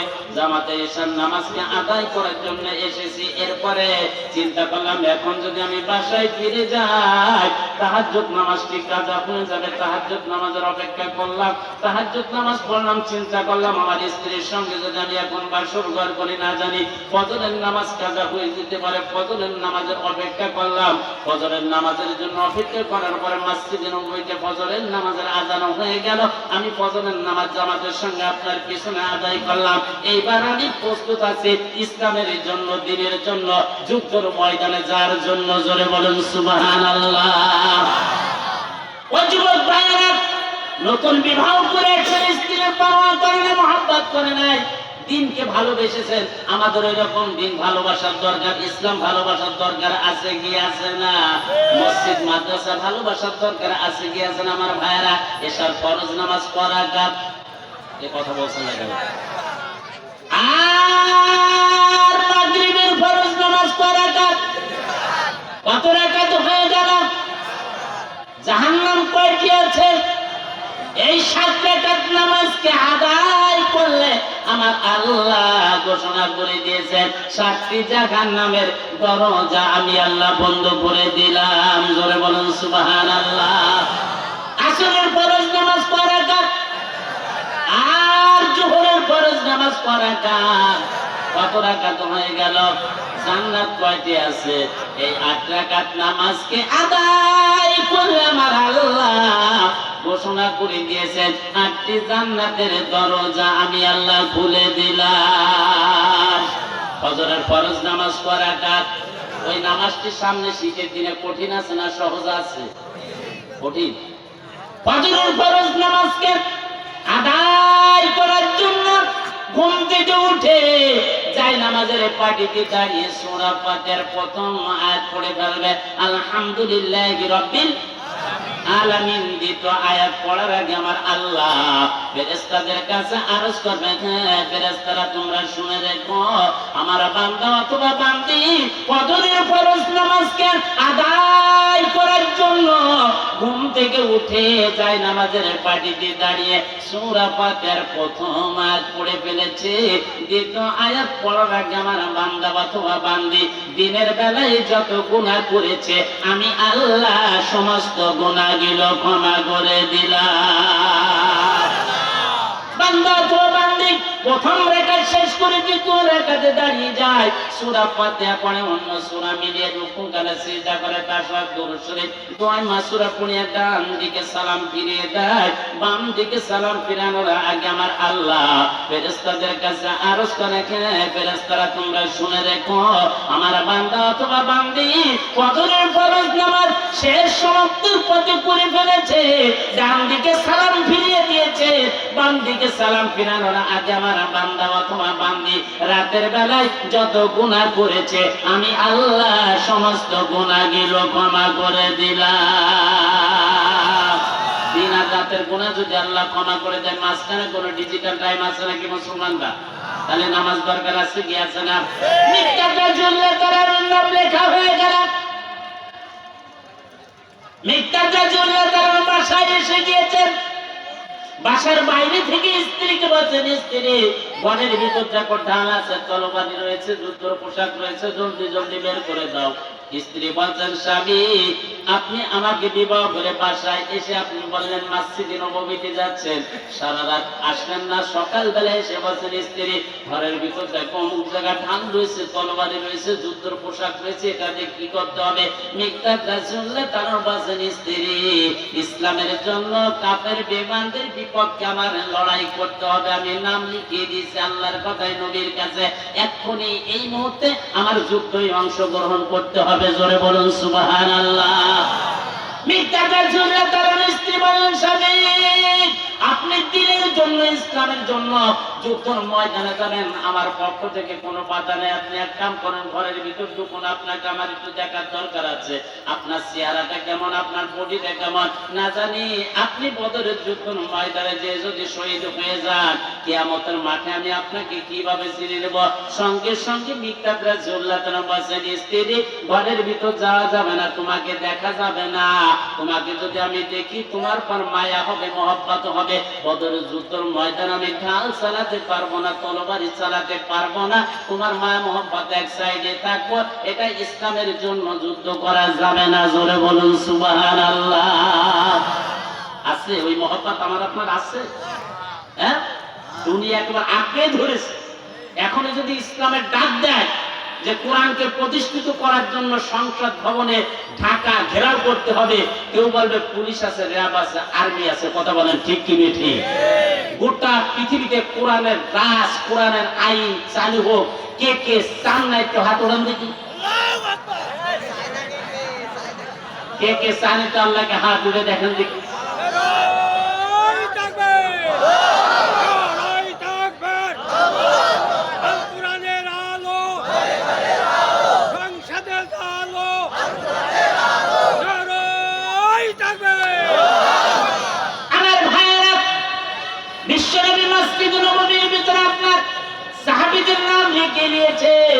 মদিনার বুকে আপনার কি শাক নাম করে একজন সাহাবিয়া সাহাবা রাসূলুল্লাহ তাআলা বুখারী শরীফের ভিতরে আছেন, তার দুটো ছিল, একটা ছেলের নাম হলো মাজ আর একটা নাম হলো মুয়াজ। মাজ দৌড়ে চলে আসছে, বিশ্বনবীকে বললেন, হুজুর আমি শুনেছি আপনি বদরের যুদ্ধের ময়দানে সাহাবীদেরকে নিয়ে যাচ্ছেন আবু জেহেলের বিরুদ্ধে বিপক্ষে রায়গণ যুদ্ধ করার জন্য, আমিও আপনার যাব। সঙ্গে সঙ্গে বিশ্বনবী বললেন, না মাজ তোমাকে যুদ্ধের ময়দানে নিয়ে যাওয়া যাবে না। হুজুর কেন নিয়ে যাওয়া যাবে না? বলেন ইসলামের শরীয়তে আইন আছে, 14-15 বছর বয়স না হলে যুদ্ধের ময়দানে নিয়ে যাওয়া যাবে না, তোমার বয়স হলো 14 বছর, তোমাকে যুদ্ধের ময়দানে নিয়ে যাবে না। সঙ্গে সঙ্গে বিশ্বনবীকে মাজ বলছেন, হুজুর আপনি যখন মক্কায় ছিলেন আর আমরা ছিলাম মদিনায়, শুনেছি আবু জেহেল আপনাকে অনেক কষ্ট দিয়েছে, নির্যাতন করেছে, নিপীড়িত করেছে, আপনি মক্কায় নামাজ পড়তে গিয়েছেন, রাস্তায় কাঠের কাটা দিয়েছেন, মক্কায় নামাজ পড়তে সিজদায় গিয়েছেন, উটির নারী বুড়িতে আপনার মাথার উপরে চাপিয়ে দিয়ে শ্বাসরুদ্ধ করে মেরে দিতে চেয়েছে। এই যুদ্ধে কাফেরদের নেতৃত্ব দিচ্ছে আবু জেহেল। আমরাও শপথ নিয়েছি একমাত্র যুদ্ধটি এখন আমাদের আবু জেহেলের সঙ্গেই হবে। জোরে বলুন সুবহানাল্লাহ। আমার ভাইয়েরা, মাঝের নাম লেখা হয়ে গেল, মুআজ দৌড়িয়ে চলে আসছে, আসার পরে বলছেন হুজুর আমি যুদ্ধের ময়দানে যাব, আমি শুনেছি আপনি সাহাবীদেরকে নিয়ে আবু জাহেল কাফের বেঈমানদের বিপক্ষে লড়াই করার জন্য বদরের যুদ্ধের ময়দানে যাচ্ছেন, আমিও যাব। সঙ্গে সঙ্গে বিশ্বনবী বললেন না মুআজ তোমাকে যুদ্ধের ময়দানে নিয়ে যাওয়া যাবে না। হুজুর কেন নিয়ে যাওয়া যাবে না? বলছেন যে তোমার বয়স হলো 13 বছর, ইসলামের শরীয়তে আইন আছে 15 বছর বয়স না হলে যুদ্ধের ময়দানে নিয়ে যাওয়া যাবে না। সঙ্গে সঙ্গে মুআজ বলছেন যে হুজুর আপনি যখন মক্কায় ছিলেন আর আমরা ছিলাম মদিনায়, আবু জেহেল আপনাকে অনেক কষ্ট দিয়েছে, নির্যাতন করেছে, নিপীড়িত করেছে। ওই দিন থেকে আমরা মদিনায় থেকে 2 ভাই কসম খেয়ে নিয়েছি, মা দোয়া করে পাঠিয়ে দিয়েছে একমাত্র যুদ্ধটি আজকে হবে আমাদের আবু জেহেলের সঙ্গে। জোরে বলুন সুবহানাল্লাহ। আছে এইরকম ইমানের লোক আছে নবীর পক্ষে? নবীকে গালি দিচ্ছে, যশোর খুলনায় বসে রয়েছেন কি হ্যাঁ? ইউরোপে দাঁড়িয়ে লতিফ সিদ্দিকী বিশ্বনবীকে ব্যঙ্গ করে, কাবাকে ব্যঙ্গ করে। আমি বলে দিয়েছি এই ব্যক্তি মুসলমানের খাতায় নাম থাকতে পারে না। আমি তাফসীরুল কোরআন মাহফিল থেকে ঘোষণা করতে চাই, বেয়াদব মুসলমান, তোমার মুসলমানের দলে থাকার কোনো প্রয়োজন নাই। মুসলমানের খাতা থেকে নামটি কেটে দিয়ে তুমি আগামীকাল শ্রীকৃষ্ণের দলে ঢুকে যাও। আজকে এই তাফসীরুল কোরআন মাহফিল থেকে আমি ঘোষণা করতে চাই, মুসলমানদের নবীকে নিয়ে যারা বিশ্বের বুকে হাত দিয়ে লেখালেখি করবে ওদের হাতকে ভেঙে দেওয়া হবে। মুসলমানদের নবীর বিরুদ্ধে যে জবানদের কথা বলবে ওর জবানকে টেনে কুত্তাদের খাওয়াই দেওয়া হবে। আমার সঙ্গে একমাত্র কে কে আছেন একটু আল্লাহকে হাত ধরে রাখেন।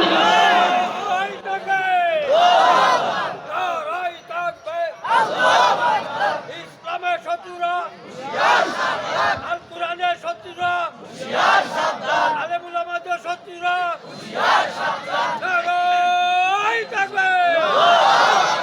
আমরা সবাই নবীর সেনা। কথা বলেন ঠিকই বেঠি? আমরা সবাই রাসূল সেনা। কি আমরা সবাই বদর সেনা। কথা বলেন ঠিকই বেঠি? এ ভাই এই তাফসীর থেকে শেষ করার দরকার আছে কি আছে না? আমার ভাই ভাই কথা না বলি, বদরের যুদ্ধের ময়দানে এবার কি হচ্ছে আমার ভাইয়ের এটা জানার দরকার আছে কি আছে? দুজন বাচ্চা, রাসূল সাল্লাল্লাহু আলাইহি ওয়াসাল্লাম বলেন তোমাদের কাছে তরবারি নেই, ঢাল নেই, যুদ্ধ করবে কি দিয়ে? যুদ্ধের পোশাক নেই, যুদ্ধের পোশাক নেই, ঢাল নেই, তরবারি নেই, যুদ্ধ করবে কি দিয়ে? সঙ্গে সঙ্গে মাছ বসেন হুজুর খেজুর গাছ বুঝেন তো? খেজুর গাছ, খেজুর গাছের এই ডালকে কি বলেন? টেহেনে বা ডালকে কি বলেন আপনারা? এই যে খেজুর গাছের যেটা ডাল ছড়িয়ে থাকে এটাকে কি বলেন? হ্যাঁ, পারলে শাক। আমি বলছি আমার বাসায় ডাল, এই ডালকে মা দিয়েছেন হাতে, দোয়া করে দিয়েছেন এটাই তরবারির থেকে তেজ হবে। জোরে বলুন সুবহানাল্লাহ। মায়ের দোয়া কবুল হয় কি হয় না? হ্যাঁ আমার ভাইয়েরা কেমন লাগান?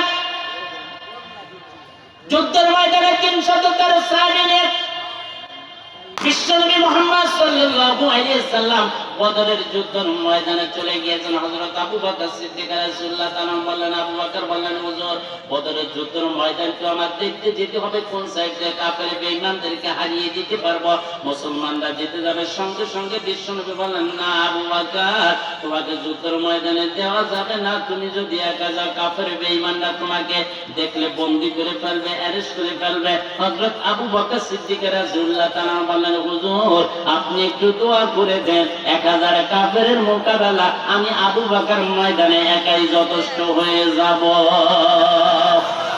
হযরত আবু বকর সিদ্দিক রাসূলুল্লাহ তাআলা বদরের যুদ্ধের ময়দানের কিনারায় যখন পৌঁছে গিয়েছেন, যে দেখতে পেলেন বদরের যুদ্ধের ময়দানের মাঝখানে একটি লোকের পা জমিনে রয়েছেন, মাথাটি আসমানে রয়েছেন, বিশাল বড় একটি তরবারি ঘুরিয়ে নেয়। হযরত আবু বকর সিদ্দিক রাসূলুল্লাহ তাআলা মন্তব্য করলেন এই লোকটি যদি কাফের বেঈমানদের পক্ষে হয়ে লড়ে কাফের বেঈমানরা জিতে যাবে, আর এই লোকটি যদি মুসলমানদের পক্ষে লড়ে মুসলমানরা জিতে যাবে। হযরত আবু বকর সিদ্দিক রাসূলুল্লাহ তাআলা ওখানে আর বিলম্ব করলেন না, জলদি জলদি তাবুতে ফিরে আসলেন, বিশ্বনবীকে কথাটি অভিহিত করলেন। বিশ্বনবী বললেন আবু বকর টেনশন করো না, চিন্তা করো না, যেই লোকটিকে ডেকেছো ওই লোকটি মুসলমানদের পক্ষ হয়ে লড়বে, আর ওই লোকটি হলো হযরত জিবরিল আলাইহিস সালাতু ওয়াস সালাম। আমার আল্লাহ ফালাম তাকতুলুহুম ওয়ালাকিন্নাল্লাহা ক্বাতালাহুম ওয়া মা রামাইতা ইয রামাইতা ওয়ালাকিন্নাল্লাহা রামা ওয়া লিয়াবলিয়াল মুমিনিনা মিনহু বালাআন হাসানা ইন্নাল্লাহা সামিউন আলিম। আল্লাহু আকবার। আল্লাহ বলেন, সাহাবীরা, তোমরা বদরের যুদ্ধের ময়দানে কতল করনি, আমি ফেরেশতাদের মাধ্যমে কাফের বেঈমানদেরকে কতল করে দিয়েছি। বিশ্বনবী বললেন, আপনি দোলাবালি নিক্ষেপ করেন, আমি ফেরেশতার মাধ্যমে দোলাবালিগুলো নিক্ষেপ করে কাফের বেঈমানদের চোখগুলো অন্ধ করে দিয়েছি, যাতে আমি মুমিনদেরকে একটি উত্তম পুরস্কার দিতে পারি। জোরে বলুন সুবহানাল্লাহ। ওই আল্লাহ আছে কি আছে না? আছে কি আছে না? তাহলে আমাদের সঠিক রাস্তায় থাকতে হবে। কথা বলেন ঠিক কি বেঠিক? আমার ভাইয়েরা, যুদ্ধ শুরু হয়ে গেল, আরম্ভ হয়ে গেল। এক সাইডে আপনার সাহাবায়ে রাসূলুল্লাহ তাআলা, আর এক সাইডে আপনার কাফের বেঈমানরা। ওই যে মুআজ আপনার মুআজ রাসূলুল্লাহ তাআলা এই দুটো বাচ্চা আপনার আব্দুর রহমান বিন আউফ, বুখারী শরীফে দেয়া আছে, আব্দুর রহমান বিন আউফের কাছে যে বলেন, ভাইজান আপনি কি আবু জেহেলকে চিনেন? তখন বলেন, তুমি আবু জেহেলকে যে কি করবা? বলেন, আমার নবী যখন মক্কায় ছিল, আমরা ছিলাম মদিনায়, শুনেছি আমার নবীকে আবু জেহেল অনেক কষ্ট দিয়েছে, নির্যাতন করেছে, নিপীড়িত করেছে। আমার নবী রাস্তা দেখিয়েছে, ওই রাস্তায় আবু জেহেল কাটা দিয়েছে। আমার নবীজি মক্কায় নামাজ পড়তে গিয়েছে, আর উটের নাড়ি ভুঁড়িগুলো আপনার মাথার উপরে চাপি দিয়ে শ্বাসমুক্ত করে শেষ করে দিতে চেয়েছে। ওই দিন থেকে কসম খেয়েছি, শপথ নিয়েছি, যদি কোনোদিন আবু জেহেল আমাদের সঙ্গে সামনে পড়ে যায়, একমাত্র যুদ্ধটি আমাদের আবু জেহেলের সঙ্গেই হবে। জোরে বলুন সুবহানাল্লাহ। আব্দুর রহমান বিন আউফ বললেন, ও বালকরা, ওই যে লোকটি দেখছো আগে আগে আসছে, যার ঘোড়াটি বড়, যার তলোয়ারটি বড়, যার ঢালটি বড়, যার মাথার টুপিটি বড়, ওইটাই হলো আবু জেহেল। আমার ভাইরা, বুখারী শরীফে হাদিসে নিবেদিত আছে, সঙ্গে সঙ্গে এই দুই বাচ্চা আমার ভাইরা দৌড়ে চলে গিয়েছেন। যার পরে আপনারা আবু জেহেলকে হাতে আনতে পারছে না, যেহেতু বাচ্চা দুটো ছোট, হাতে আনতে পারছে না, খেজুরের লাঠি যে আপনারা আনতে পারছে না। সঙ্গে সঙ্গে মুআজ বলছেন, ছোট ভাই, হাতে তো ইসলামের শত্রু, নবীর শত্রুকে আনতে পারছি না, এখন কি করব? সঙ্গে সঙ্গে ছোট ভাই মুআজ বলছেন, বড় ভাই, ঘোড়ার সামনের দুই পায়ে একটু আঘাত করে দাও, আঘাত করো। সঙ্গে সঙ্গে ঘোড়াটি আঘাত দেওয়ার সঙ্গে সঙ্গে জমিনে পড়ে যাবে। নবীর শত্রু, ইসলামের শত্রুকে এইখানে চিরতরের মতো আমরা বিদায় করে দিতে পারবো।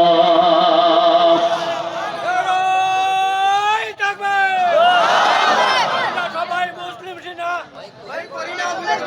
ভয় করি না বুলেট বোমা, আমরা সবাই কোরআনের সিনা, বুলেট বোমা ভয় করি না। ভাই, ওই থাকবে। কৌশল ঠিক আছে না বেরিয়ে গেছে? যে বুদ্ধি এঁকেছে ওতে কি কাম হবে? হ্যাঁ, বলছেন হাতে আনতে পারছি না, উঁচু আবু জেহেল উঁচা ঘোড়ায় রয়েছে, এরা ছোট আনবে কি করে? বলছে ঘোড়ার সামনের দুই পায়ে লাঠিতে আঘাত করো, ঘোড়াটি জমিনে পড়ে যাবে, ইসলামের শত্রুকে, নবীর শত্রুকে চিরবিদায় করে দিতে পারবো। জোরে বলো সুবহানাল্লাহ। মসজিদে নবী নামাজ পড়তে গিয়েছেন, কাবায় শ্বাস রুদ্ধ করে দিতে চেয়েছেন, উটের নাড়ি ভুঁড়ি চাপিয়ে দিয়েছেন। আমার ভাইরা, তারপর বিশ্বনবী মুহাম্মদ সাল্লাল্লাহু আলাইহি ওয়াসাল্লাম আবু জেহেলের কথাই পড়ে নাই। কথা বলেন ঠিক কি বেঠিক? আর আজকে ইমাম সাহেবের আমরা সুদখোর ঘুষখোর মসজিদের সভাপতি, মাথার উপরে ফ্যান লাগিয়ে দিয়েছে, এসি লাগিয়ে দিয়েছে। ইমাম সাহেবরা জুমার নামাজের দিন সুদখোর ঘুষখোরের বিরুদ্ধে কথা বলতেছে না, যেহেতু মাথার উপরে এসি লাগিয়ে দিয়েছে। এই ইমাম, জায়গা কার? যে জায়গায় দাঁড়িয়ে তুমি নামাজ পড়তেছো ওই জায়গা কার? তুমি পান খাচ্ছ, সেগাচ্ছ, তুই মরে দেখ, তোর কবরে আল্লাহ কটকটি বাজিয়ে ছেড়ে দিবে। কথা বলেন ঠিক কি বেঠিক? এই ইমাম সাহেব এক আছে, এখন আছে? ইমামরা এক আছে? এক থাকার দরকার আছে কি আছে না?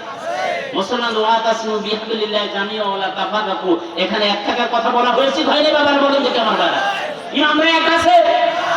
বাংলাদেশে 3.5 লক্ষ মসজিদ আছে কি আছে না? 3.5 লক্ষ ইমাম আছে কি আছে না? 3.5 লক্ষ খতিব আছে কি আছে না? তো কত লক্ষ হলো? 10.5 লক্ষ। কত লক্ষ? এই 10.5 লক্ষ হুজুরদের একটু করে বউ আছে কি আছে না? তো কত লক্ষ হলো? হিসাব বোঝেন না নাকি আপনার? হ্যাঁ, 20 টাকা তো আপনাদের থেকে ফাঁকিতে নেওয়া যাবে, আবার এই হিসাবটা বুঝতেছেন না কেন? কি 10.5 লক্ষ 10.5 লক্ষ কত হলো? 21 লক্ষ। এই 10.5 লক্ষ হুজুরদের দুটো করে আমি বাচ্চা ধরবো, সন্তান ধরবো, যেহেতু হুজুরদের আমার ছেলে মেয়ে কিন্তু বেশি, ওরা কিন্তু সিস্টেম মানে না। এই 21 লক্ষ হবে নাকি? 21 কত হবে? কত হবে?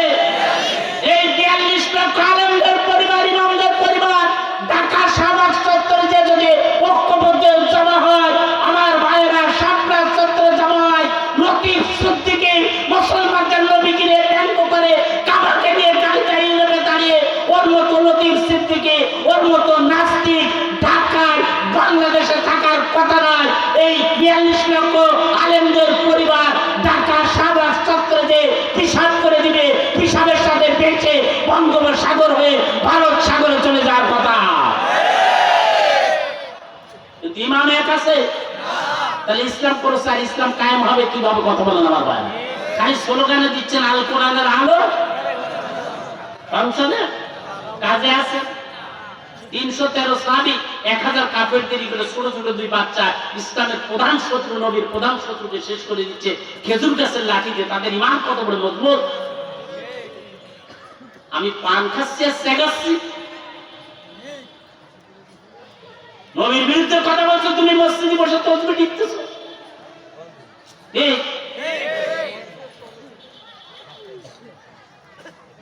হরিয়ানা প্রদেশে আমার মসজিদে কুবা একজন নামাজ পড়ে, হরিয়ানা প্রদেশে বাড়ি পায়, যেখানে ইলিয়াস রহমাতুল্লাহ আলাইহির বাড়ি, তাবলীগ জামাতের যিনি প্রতিষ্ঠাতা। আমার এই মসজিদের পাশে ব্যবসা করে, ওইখানে নামাজ পড়ে। বলেছে আমাদের গ্রামের মসজিদে একটা ইমাম দিতে হবে আমাকে বলেছেন। আমি দেওবন্দের থেকে একটা ফারেক হওয়া ভালো একজন আলেমকে ইমামকে দিয়েছি। 3 বছর ইমামতি করার পরে ইমাম সাহেবকে বের করে দিয়েছেন মসজিদ থেকে। আমি সভাপতি সাহেবকে বলছি, সভাপতি সাহেব মসজিদের ইমাম সাহেবকে বের করে দিলেন। 3 বছর ইমামতি করলো, এরপরে তারপর মহব্বত হয়নি, মায়া হয়নি, তাকে বের করে দিলেন। এখন সভাপতি সাহেব বলছেন গতকালকে আমাদের মসজিদের ইমাম সাহেবের স্ত্রী মাঠে ছাগল আনতে গিয়েছিল। কি অপরাধ? কি ছাগল আনতে গিয়েছিল। তো আমি বলছি কি, ইমাম সাহেবের স্ত্রী যখন মাঠে ছাগল আনতে গিয়েছিল, তো আপনার হয়তো ইমাম সাহেব বাসায় নাই, সন্ধ্যা হয়ে যাচ্ছে, রাত হয়ে যাচ্ছে, তো ইমাম সাহেবের স্ত্রী যখন মাঠে ছাগল আনতে গিয়েছিল, হিজাব পরা ছিল না, বোরকা পরা ছিল না, তো বলছে ছিল। তাহলে বেলা অপরাধ। সভাপতি সাহেব, আমি আপনার এরিয়াতে, আপনার গ্রামে, আপনার মহল্লায় আমি ওয়াজ করার জন্য, বয়ান করার জন্য গিয়েছিলাম। আপনার এরিয়ার মুসল্লিরা, আপনার মসজিদ কমিটির বিন্দুরা আমাকে বলেছে আমাদের মসজিদের সভাপতি সাহেবের মেয়ে কলেজে পড়ে, জিন্সের প্যান্ট পরে, হাফাতা গেঞ্জি পরে। আছে কি আছে না? আবার দেখবেন মাথায় বক্স শার্ট, কি মাথায় নেই চুল, কানে নেই ফুল, নাকে নেই ফুল, গায়ে নেই ওড়না, বেটা না বেটি, এটা আছে না যায় না? কথা বলেন ঠিক কি বেটি? সভাপতি সাহেব মসজিদ ইমাম সাহেবের স্ত্রী যদি মাঠে ছাগল আনতে গেলে কোনো অপরাধ হয়, তুমিও আগামীকাল থেকে মসজিদের সভাপতি থাকতে পারবে না। কথা বলেন ঠিক কি বেটি? সেক্রেটারি সাহেবকে বলছি, কি ব্যাপার? সেক্রেটারি সাহেব টেলিফোন করে বলছে আপনার মসজিদ ইমাম সাহেবকে তাড়িয়ে দিলেন, নামিয়ে দিলেন, কারণ কি? বলছেন যে গতকালকে আমাদের মসজিদের ইমাম সাহেবের স্ত্রী মাঠে ছাগল আনতে গিয়েছিল, এইটাই হলো অপরাধ। আমি বললাম তো ইমাম সাহেবের স্ত্রী যখন মাঠে ছাগল আনতে গিয়েছিল, হিজাব পরা ছিল না, বুরকা পরা ছিল না, তো বলছে ছিল। তাহলে পরে অপরাধটা কি? ওই সেক্রেটারি সাহেব, আমি আপনার এরিয়াতে যখন ওয়াজ করার জন্য গিয়েছিলাম, যে শুনতে পেরেছি আপনার এলাকার লোকজন, আপনার মুসল্লিরা আমাকে বলেছে আমাদের মসজিদের সেক্রেটারি সাহেবের স্ত্রী প্রাইমারি স্কুলের মাস্টার 14 হাত শাড়ি পরে, মাথায় ওঠে না, গাড়ির সিট পিন মারে। এই সিট পিন বুঝেন তো? এটাকে আপনাদের ভাষায় কি বলে? পাস করে রাখে না। আবার দেখবেন পিঠ খালি কপালে জাহান্নামের নুক্তা দিয়েছে। এই আবার ঠোঁটে দিয়েছে 7 পর্দা, চোখে দিয়েছে 5 পর্দা। আমার ভাইরা চোখ হয়েছে রংধনু, 2 ঠোঁট এক জায়গা হয় না।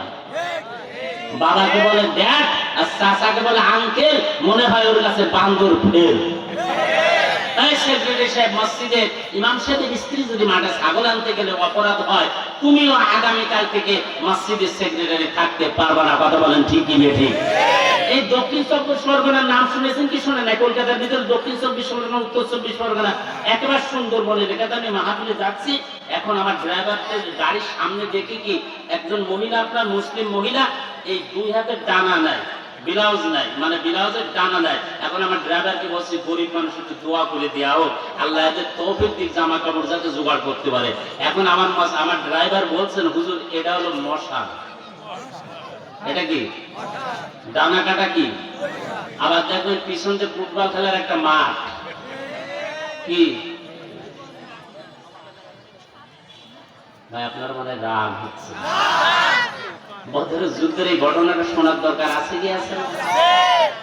ওই খেজুর গাছের লাঠি এইবার কি হচ্ছে, মায়ের দোয়া বলে লাগে না। কিছু কিছু যুবকরা আছে মা বাপ বুড়ো হয়ে গেছে, কি তিন কালমা পড়িয়ে দিয়েছে, নিয়ে আসছে শ্বশুর বাড়ির থেকে একটা ধরে, সেই তার কাছে বড় হিসাব কিতাব হয়ে গেছে। কথা বলে ঠিকই বেটি? অবিল ওয়ালিদাইনি ইহসানা, মা বাপের খেদমত করতে হবে। কথা বলেন ঠিক কি বেটি? এটা কোরআনের কথা।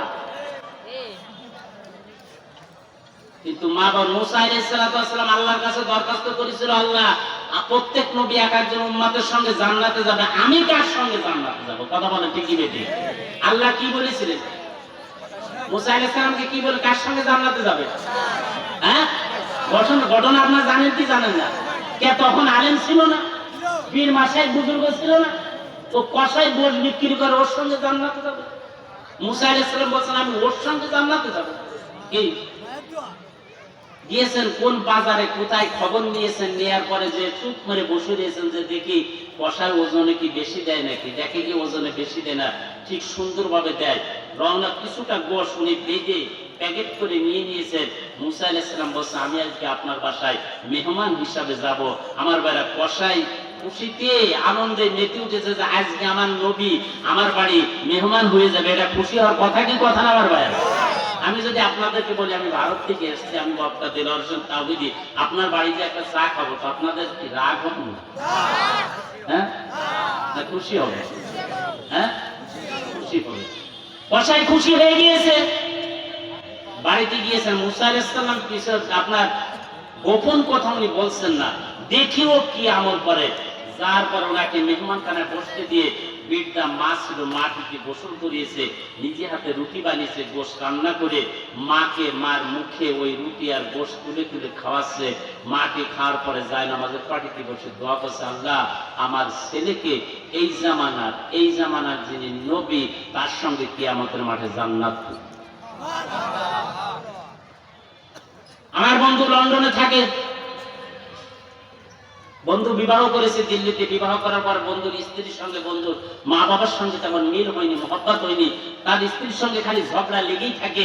এইরকম শ্বশুর শাশুড়ির সঙ্গে ঝগড়া স্ত্রীর সঙ্গে লেগে থাকে, এরকম ফ্যামিলি আছে কি আছে না? আমার বন্ধু স্ত্রী কিনে শ্বশুর বাড়ি চলে গিয়েছে। এই দেখুন শ্বশুর বাড়িতে যাওয়ার পরে আপনার শ্বশুর মাসে কিছুদিন পরে জমিনকে বিক্রি করে দিয়ে লন্ডনে পাঠিয়ে দিয়েছেন। 4 বছর আমার বন্ধু লন্ডনে থাকার পরে আমার বন্ধুর একটা রোগ হয়েছে। কি রোগ হয়েছে? ব্লাড ক্যান্সার রোগ হয়েছে। লন্ডনের ডাক্তার বলেছেন যে আপনি আর লন্ডনে থাকতে পারবেন না, আপনার দেশে ফিরে যেতে হবে, একটা সোয়াসের রোগ, আপনি আর এখানে থাকতে পারবেন না। 3 মাসের ভিতরে আপনার মৃত্যু হবে। লন্ডনের ডাক্তার বলেছেন। বন্ধু একটা চিঠি লিখেছেন স্ত্রীর কাছে, স্ত্রী আমার তো ব্লাড ক্যান্সার রোগ হয়েছে, 3 মাসের ভিতরে আমার মৃত্যু হয়ে যাবে। ডাক্তার এখান থেকে ফেরত দিয়ে দিয়েছে, আমি অমুক দিন দিল্লি ইন্দিরা এয়ারপোর্টে আসবো, আমাকে রিসিভ করার জন্য তুমি চলে আসবা। বন্ধুর স্ত্রী চিঠির জবাব দিচ্ছে, স্বামী লন্ডন থেকে যেদিন বাড়িতে আসবেন লন্ডনের মার্কেট থেকে আমার জন্য ক্রিম কসমেটিক্স মার্কেট কিনে আসবেন আর একটা বানারসি শাড়ি কিনে নিয়ে আসবেন। আমার বন্ধু বলছেন আমি মৃত্যুর সঙ্গে পাঞ্জা উঠতেছি, 3 মাসের ভিতরে আমার ডেড বডি হয়ে যাবে। আমার স্ত্রীকে দেখতে পাচ্ছে, আমার স্ত্রী আমাকে ভালোবাসে না, ভালোবাসে মার্কেট। কথা বলেন ঠিক কি বেশি? আমার বন্ধু কথা না বলে চিঠি লিখেছেন শ্বশুর শাশুড়ির কাছে যে আমার তো একটা ব্লাড ক্যান্সার রোগ হয়েছে, ডাক্তার বলেছে 3 মাসের ভিতর মৃত্যু হয়ে যাবে, অমুক দিন ইন্দিরা এয়ারপোর্টে আমি আসবো, আমাকে রিসিভ করার জন্য আসবেন। বন্ধুর শাশুড়ি চিঠির জব দিয়েছেন, জামাইবাবু লন্ডন থেকে যেদিন বাড়িতে আসবেন লন্ডনের মার্কেট থেকে আমার জন্য একটি হারা রঙের চাদর কিনে নিয়ে আসবেন, আপনার শ্বশুরের জন্য প্যান্ট শার্টের পিস কিনে নিয়ে আসবেন। আমার বন্ধু চিঠিটি পেয়ে বলছেন যে 4 বছরের ভিতরে মা বাবার সঙ্গে কোনো কথা বলি নাই, 4 বছরে যত টাকা কামিয়েছে শ্বশুরের অ্যাকাউন্টে পাঠিয়েছি, তাদের সঙ্গে টেলিফোনে কথা বলেছি, আমার শ্বশুর শাশুড়ি দেখছি আমাকে ভালোবাসে না, ভালোবাসে মার্কেট। কথা বলেন ঠিক কি বেঠিক? আমার বন্ধু বলছেন দেখি মা বাবার কাছে একটি চিঠি লিখবো, মা বাবা যদি মার্কেটের কথা বলে আমি মনে করবো পৃথিবীতে আমাকে কেউ ভালোবাসে না। এই লন্ডনে যে বাসায় যে ঘরে থাকি কেরোসিন তেল বডি ঢেলে দিয়ে মারা যাব, কিন্তু 4 বছরের ভিতরে মার সঙ্গে তো কোনো কথা বলিনি, টেলিফোন করিনি, মোবাইল করিনি। মার কাছে চিঠি লিখেছেন, মা অমুক দিন বাবাকে ইন্দ্রা এয়ারপোর্টে নিয়ে আসবেন, আমি ওখানে আসবো, আমাকে রিসিভ করার জন্য আপনি আসবেন। মা চিঠির জবাব দিয়েছে, বাবা লন্ডন থেকে যেদিন তুই দিল্লিতে আসবি, তোর বাসা থেকে লন্ডনের এয়ারপোর্টের মাঝখানে যদি কোনো ফকির দেখিস, ফকিরকে টাকা দান করে আসবি। মাঝে মাঝে শোনা যায় বিমানগুলো বিধ্বস্ত হয়ে লোক মারা যায়, অ্যাক্সিডেন্ট হয়ে মারা যায়। আল্লাহর রাস্তায় দান করলে আল্লাহ বিপদকে দূর করে দেয়। কথা বলেন ঠিক কি বেঠিক? দ্বিতীয় লাইনে মালিক আছেন, বেটা এদিক থেকে আমি নিয়ত করে নিয়েছি যতদিন পর্যন্ত আমার ছেলে আমার বউকে আমার বাড়িতে না আসবে, ততদিন পর্যন্ত আমি নফল নামাজ পড়বো, নফল রোজা রাখবো। 3 নাম্বার মালিক আছেন, বেটা আমি আরেকটা নিয়ত করেছি, আমার বাড়িতে একটি খাসি ছাগল আছে, আমার সন্তান যদি আল্লাহ ঠিক মতো আমার কোলে এনে দেয়, আমার বাড়িতে এনে দেয়, খাসি ছাগলটি জবাই করে দিয়ে গোশগুলো আমি গরিব মিসকিনদের মাঝখানে দান করে দিব। জোরে বলুন সুবহানাল্লাহ। এটার নাম হলো মা, এটার নাম হলো বাবা। কথা বলেন ঠিক কি বেঠিক? না মা মার্কেটে কথা বলেছে, হ্যাঁ 4 বছরের ভিতরে কত হয়। আর শ্বশুর শাশুড়ির অ্যাকাউন্টে টাকা পাঠিয়েছে, স্ত্রীর অ্যাকাউন্টে কি বলেছে? হ্যাঁ এরকম লোক আছে নাকি আপনাদের? আমার ভাইয়ারা, আমার বন্ধু ইন্দ্রা এয়ারপোর্টে হাজির, স্ত্রী এগিয়ে গিয়েছেন, স্বামী আমি যে মার্কেটের কথা বলেছি আপনি কি মার্কেট আনতে পেরেছেন? আমার বন্ধু বলছেন, স্ত্রী তুমি এখান থেকে দূরে সরে যাও, 4 বছর পর্যন্ত তোমাদের অ্যাকাউন্টে টাকা পাঠিয়েছি, আমি এখন মৃত্যুর সঙ্গে পাঞ্জা লড়তে, যে ব্লাড ক্যান্সার হয়েছে 3 মাসের ভিতর মৃত্যু হয়ে যাবে, আর তুমি এখন মার্কেটের কথা বলছো এখান থেকে দূরে সরে যাও, তুমি তো আমাকে ভালোবাসো না, ভালোবাসো মার্কেট। শাশুড়ি এগিয়ে গিয়েছেন, যে বলছেন জামাই বাবু আমি যে মার্কেটের কথা বলেছি মার্কেট থেকে আনতে পেরেছো, বলছেন আপনারা আমাকে ভালোবাসেন না, আমি মৃত্যুর সঙ্গে পাঞ্জা লড়ছি, সমস্ত টাকাগুলো আপনাদের অ্যাকাউন্টে পাঠিয়েছি, 4 বছর পর্যন্ত আপনারা আমাকে ভালোবাসেন না, যেহেতু আমার ব্লাড ক্যান্সার রোগ হয়েছে, 3 মাসের ভিতর আমার ডেড বডি হয়ে যাবে, আমি মারা যাব, আপনারা আমাকে ভালোবাসেন না, এখান থেকে দূরে সরে যান। আমার বন্ধু আমাকে বলেন, তাকিয়ে দেখি মা বাবাকে দেখা যায় না, আমি মনে করলাম 4 বছর পর্যন্ত যেহেতু মা বাবার সঙ্গে কথা বলি না, মা বাবা হয়তো রাগ হয়েছে, রিসিভ করার জন্য আসি নাই। পিছনের দিকে তাকিয়ে দেখি মা কবুতরের মতো ছটফট করছেন, বেটা 4 বছর পর্যন্ত তোকে আমি দেখি না, তুই একটু আমার মতো। আবার বন্ধু বলছেন, আমি যখন মায়ের সামনে যে দাঁড়িয়ে গিয়েছি, সঙ্গে সঙ্গে আমার মা বলছেন, বেটা তোর কি শরীর খারাপ হয়েছে? আমার বন্ধু বলছেন, মা আমি যে চিঠিটি লিখেছি ওই চিঠির ভিতরে তো শরীর খারাপের কথা লিখে না, আপনি কি করে বুঝতে পেরেছেন? সঙ্গে সঙ্গে মাটি বলছেন, বেটা চিঠিটি যখন আমার বাড়িতে এসেছে, চিঠির রংটি দেখে আমি বুঝতে পেরেছি আমার বেটা বিদেশে বিপদে আছে। না মা বুঝতে পারে? হ্যাঁ বাবা বুঝতে পারে না? সন্তান যদি বিদেশে বিপদে পড়ে আগে জানে কি? টেলিফোনের দরকার, মোবাইলের দরকার। আমার বন্ধু বলছেন, মা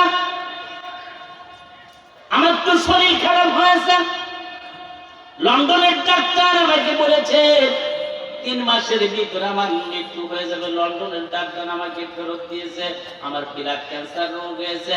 সঙ্গে সঙ্গে আমার বন্ধু বলছেন, যখনই বলেছে আমার 3 মাসের ভিতরে মৃত্যু হয়ে যাবে, ব্লাড ক্যান্সার রোগ হয়েছে, আমার মা বাবা ওই ইমরা এয়ারপোর্টের রাস্তায় একেবারে আল্লাহর জমিনে সিজদায় পড়ে বলছেন, আল্লাহ তুমি তো বড় ডাক্তার, তুমি তো বড় হাকিম, তোমার উপরে ডাক্তার নাই, হাকিম নাই, তুমি আমার ছেলের রোগকে ভালো করে দাও। এখনো 6 বছর পর্যন্ত আমার বন্ধু এখনো বেঁচে আছে। না শাশুড়ির দোয়া কবুল হবে আর স্ত্রীর দোয়া কি? গোপনে গোপনে শাশুড়ি স্ত্রীর জন্য আপনার মিষ্টি কিনে নিয়ে এসে, ফল কিনে এসে ব্যাগের নিচে, মা বাবা দেখবে কি? এই দেখো তুই আসলি কার জড়িয়ে পৃথিবীতে, পৃথিবীর নজর দেখে, পৃথিবী দেখলে কার জড়িয়ে? কথা বলে না আমার ভাই। মা বাবা না খেয়ে তোকে আঘাত দিয়েছে, কি কথা বলে ঠিক? সকালবেলা রোদ্রু দেখে নেই বাবা, ঝড় তুফান দেখে নেই যে আমার সন্তানের দুটি আঘাত দিতে হবে, খেতে চলে গেছে কাম করার জন্য। কথা বলে ওই বাবাকে তুমি বলছো আমার বাবা ভুল হয়ে গেছে, বাবা কিচ্ছু বোঝে না কি? সমাজটা উল্টো হয়ে যাচ্ছে। যাদের চোখে পানি আছে মা বাবাকে আমার ভাইরা বিশ্বাস করে, বাবা মা নেই কার কারিতে হাত উঠান থেকে বাবা মা মারা গেছে, আমার বাবা মারা গেছে, বাবা মা জান নাই তার পৃথিবীতে কেউ নাই। বলেন ঠিক কি? বাবা বাড়ির বট গাছ, আর দুটোর সময় মাহফিল শুনে বা শপথ থেকে আপনি বাসায় যাচ্ছেন, মহব্বতের স্ত্রী একবার টান টান ঘুমিয়ে দিয়েছে, কিন্তু মা টিম টিম করে একটা বাপকে জ্বালিয়ে গেটে বসে রয়েছে। মা বলছেন যে মাকে যে বলছে, মা তুমি এখন বসে রয়েছো এই শীতে দেখতে, বাবা তুই বাইরে রয়েছিস, আমি ঘুমাতে পারি না, বিছানা আমার জন্য যন্ত্রণা হচ্ছে।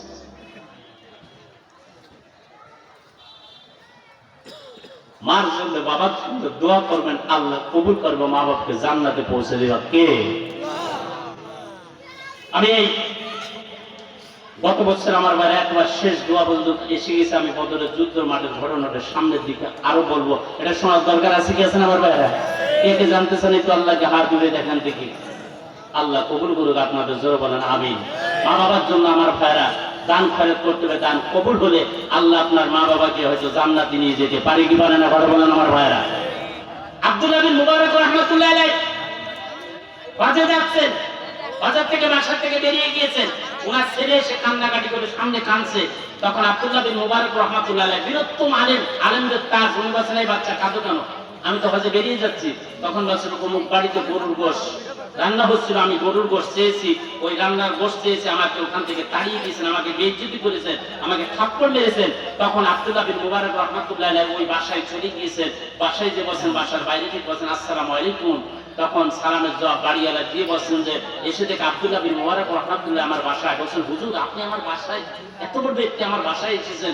বলছেন আমি হজে যাচ্ছিলাম দ্বিতীয় হজ করার জন্য, কিন্তু আমার ছেলে যে আপনার কথা বললো, আমার ছেলেকে আপনি তাড়িয়ে দিয়েছেন, তাকে বেইজ্জতি করেছেন, কান্নাকাটি করছে, এটার কারণ কি? সঙ্গে সঙ্গে ওই বাড়িওয়ালা চোখ দিয়ে পানি টপ টপ করে পড়ছে। বলছেন হুজুর বিয়াদবি মাফ করবেন, 5 দিন পর্যন্ত আমার বাসায় চুলা জ্বলে না। এই কথা না, 5 দিন পর্যন্ত আমার বাসায় চুলা জ্বলে না। আমি কামে যাই, কাজ থেকে ফিরে আসি, কোনো কাজ পাই না, কাঠ পাই না। সন্তানরা ছটফট করে কান্নাকাটি করছে। 6 দিনের দিন আমি চিন্তা করলাম, কাম যখন পালাম না, বাচ্চারা কি খাবে, আমার জন্য খাবার জন্য ছটফট করছে। বাসায় ফেরার পথে রাস্তার মাঝখানে দেখি যে একটা মরা গরু পড়ে দিয়েছে। আমি ওই গরুটার চামড়াটা কিছুটা ছিল, ওইখান থেকে কিছু গোশ কেটে নিয়ে রান্না করে এই বাচ্চাদেরকে 6 দিন পরে আমি তাদের মুখে আহার দিচ্ছি।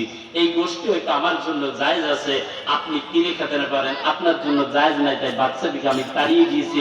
আমার যদি বিয়াদবি হয় আপনি আমাকে ক্ষমা করে দেন, মাফ করে দেন। আব্দুল্লাহ বিন মুবারক রাহমাতুল্লাহ আলাইহি বলেন আমার অন্যায় হয়ে গেছে, অপরাধ হয়ে গেছে, আমি খোঁজ নিতে পারি নাই। বাসায় চলে এসেছেন, হজে যাকে বাদ রেখে যে টাকা নিয়ে হজে যাচ্ছিলেন ওই টাকা এনে ওই বাড়িওয়ালাকে দিয়েছেন, ভাইজান আপনি আমাকে মাফ করে দিবেন, আপনি আমার বাসায় আমার মহল্লায় থাকেন, আপনি এত অভাবী থাকেন, আমি খোঁজ নিতে পারি নাই, এই টাকাগুলো রাখেন, এই টাকা দিয়ে ব্যবসা করেন, আর নিজের ফ্যামিলিটি চালান।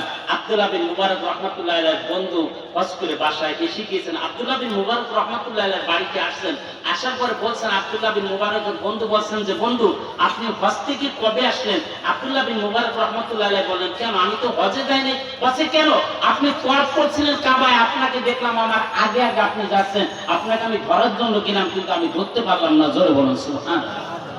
আপনাকে দেখলাম আপনি মিনায় পাথর মারতেছেন আমার আগে, আমি আপনাকে ধরার জন্য গেলাম, আমি ধরতে পারলাম না। আল্লাহ পাক রব্বুল আলামিন আব্দুল্লাহ বিন মুবারক রাহমাতুল্লাহ আলাইহিকে রাতে খবে দেখাছে, আব্দুল্লাহ বিন মুবারক তোমার দান আমার কাছে এত পছন্দনীয় হয়েছে, এত প্রিয় হয়েছে যে এই বছরে যত হাজী হজ করার জন্য আসছে আমি সমস্ত হাজীদের হজকে আমি আল্লাহ কবুল করে নিয়েছি। আর তোমার সূরাতের ফেরেশতার মাধ্যমে তোমার হজকে আমি করিয়ে দিয়েছি। জোরে বলুন সুবহানাল্লাহ। আমার ভাইরা, এখানে মাদ্রাসা হোক, কে কে চান তো আপনাকে হাত উঠিয়ে দেখান দেখি। আল্লাহ আপনাদের কবুল করুক। জোরে বলেন আমিন। আলেম ওলামার হওয়ার দরকার আছে কি আছে না আমার ভাই বাবাজিরা বলুন দেখি। মাদ্রাসা না হলে নাস্তিক সেরে যেত, অনেক লোক হাত উঠিয়েছে, ওজন আমার বাবা নাই মা নাই। আমি কিছু টাইম আপনাদেরকে কষ্ট দেবো, এরপর আমি যে আলোচনাটা দেখেছি ওটা বলবো, তারপরে ফাটাকেষ্টর ভাতিজা আসতেছে, তার মধ্যেও কিছু আমাদের শোনার দরকার আছে কি আছে না, যেহেতু ওরা নির্যাতন ফ্যামিলি নাকি না, আপনারা বাসায় যাবেন। আমি সভাপতি, এই মাদ্রাসার সভাপতি সাহেবের সঙ্গে কথা বলে আসছে, উনি অপারেশনে রয়েছে ফিউটা আপনার হাসপাতালে, ওনাকে ফোন করলাম, উনি বলেন যে হুজুর আমার জন্য দোয়া করবেন, সমস্ত মুসলমানরা যারা ওয়াজ শোনার জন্য আসবে সবাইকে নিয়ে দোয়া করবেন, আল্লাহ আমার রোগকে শিফায় কামনা দান করুক। আমি এই মাদ্রাসায় 5,000 টাকা দান করবো। জোর বলেন সুবহানাল্লাহ। উনি 5,000 টাকা দিয়েছেন। আমার ভাইরা, এই বাবা, এই চাদর গায়ে দিয়ে বাবা, চাষে কি টেলিফোন করছে? এই এই উঠবেন মসজিদের সেক্রেটারি, মাদ্রাসার সেক্রেটারি সহ সভাপতি 3 জন আছে, আমি ওনাদেরকে বলবো আপনারা 3,000 2,000 টাকা করে জলদি লিখাতে হবে, আমি কয়েকটা মিনিট কালেকশন করবো। ভাই আপনারা কি রাগ হচ্ছেন নাকি? মা বোনেদের ভিতরে মাদ্রাসা ছোট ছোট বাচ্চা আছে, মা বোনেরা এই মাদ্রাসার জন্য 10 টাকা 20 টাকা 50 টাকা 100 টাকা যা এনেছেন দিবেন। আর যদি বাকি কেউ 1,000 2,000 কোনো মা 500 লেখান লিখে দিবেন। একটু তাড়াতাড়ি মা বোনেদের ভিতরে চলে যেতে হবে। আচ্ছা রেডি আছে? মা বোনেদের ভিতরে ভাইজন গিয়েছে ভাই, সামনের থেকে একটা বলেন যে হুজুর আমার বাবা নাই মা নাই। কোরআন শরীফ কতবার? কোরআন শরীফ কতবার? 30 জন ব্যক্তি হাত অনেকগুলো উঠিয়েছেন, আমার বাবা নাই মা নাই। একটা ব্যক্তি সামনের থেকে বলেন থেকে আমি 1,000 বা 2,000 টাকা দিব। আমার ভাইরা, আর সভাপতি বা কমিটি বিন্দুর কাছে আমি 2,000 3,000 টাকা দাবি করেছি, তারা 1,000 টাকা নিচে দিবেন না। কে কে দিবেন একটু তাড়াতাড়ি বলেন। 1,000 2,000 হুজুর আমার বাবা নাই, আপনি একটু মুসাফির মানে দোয়া করে দেন।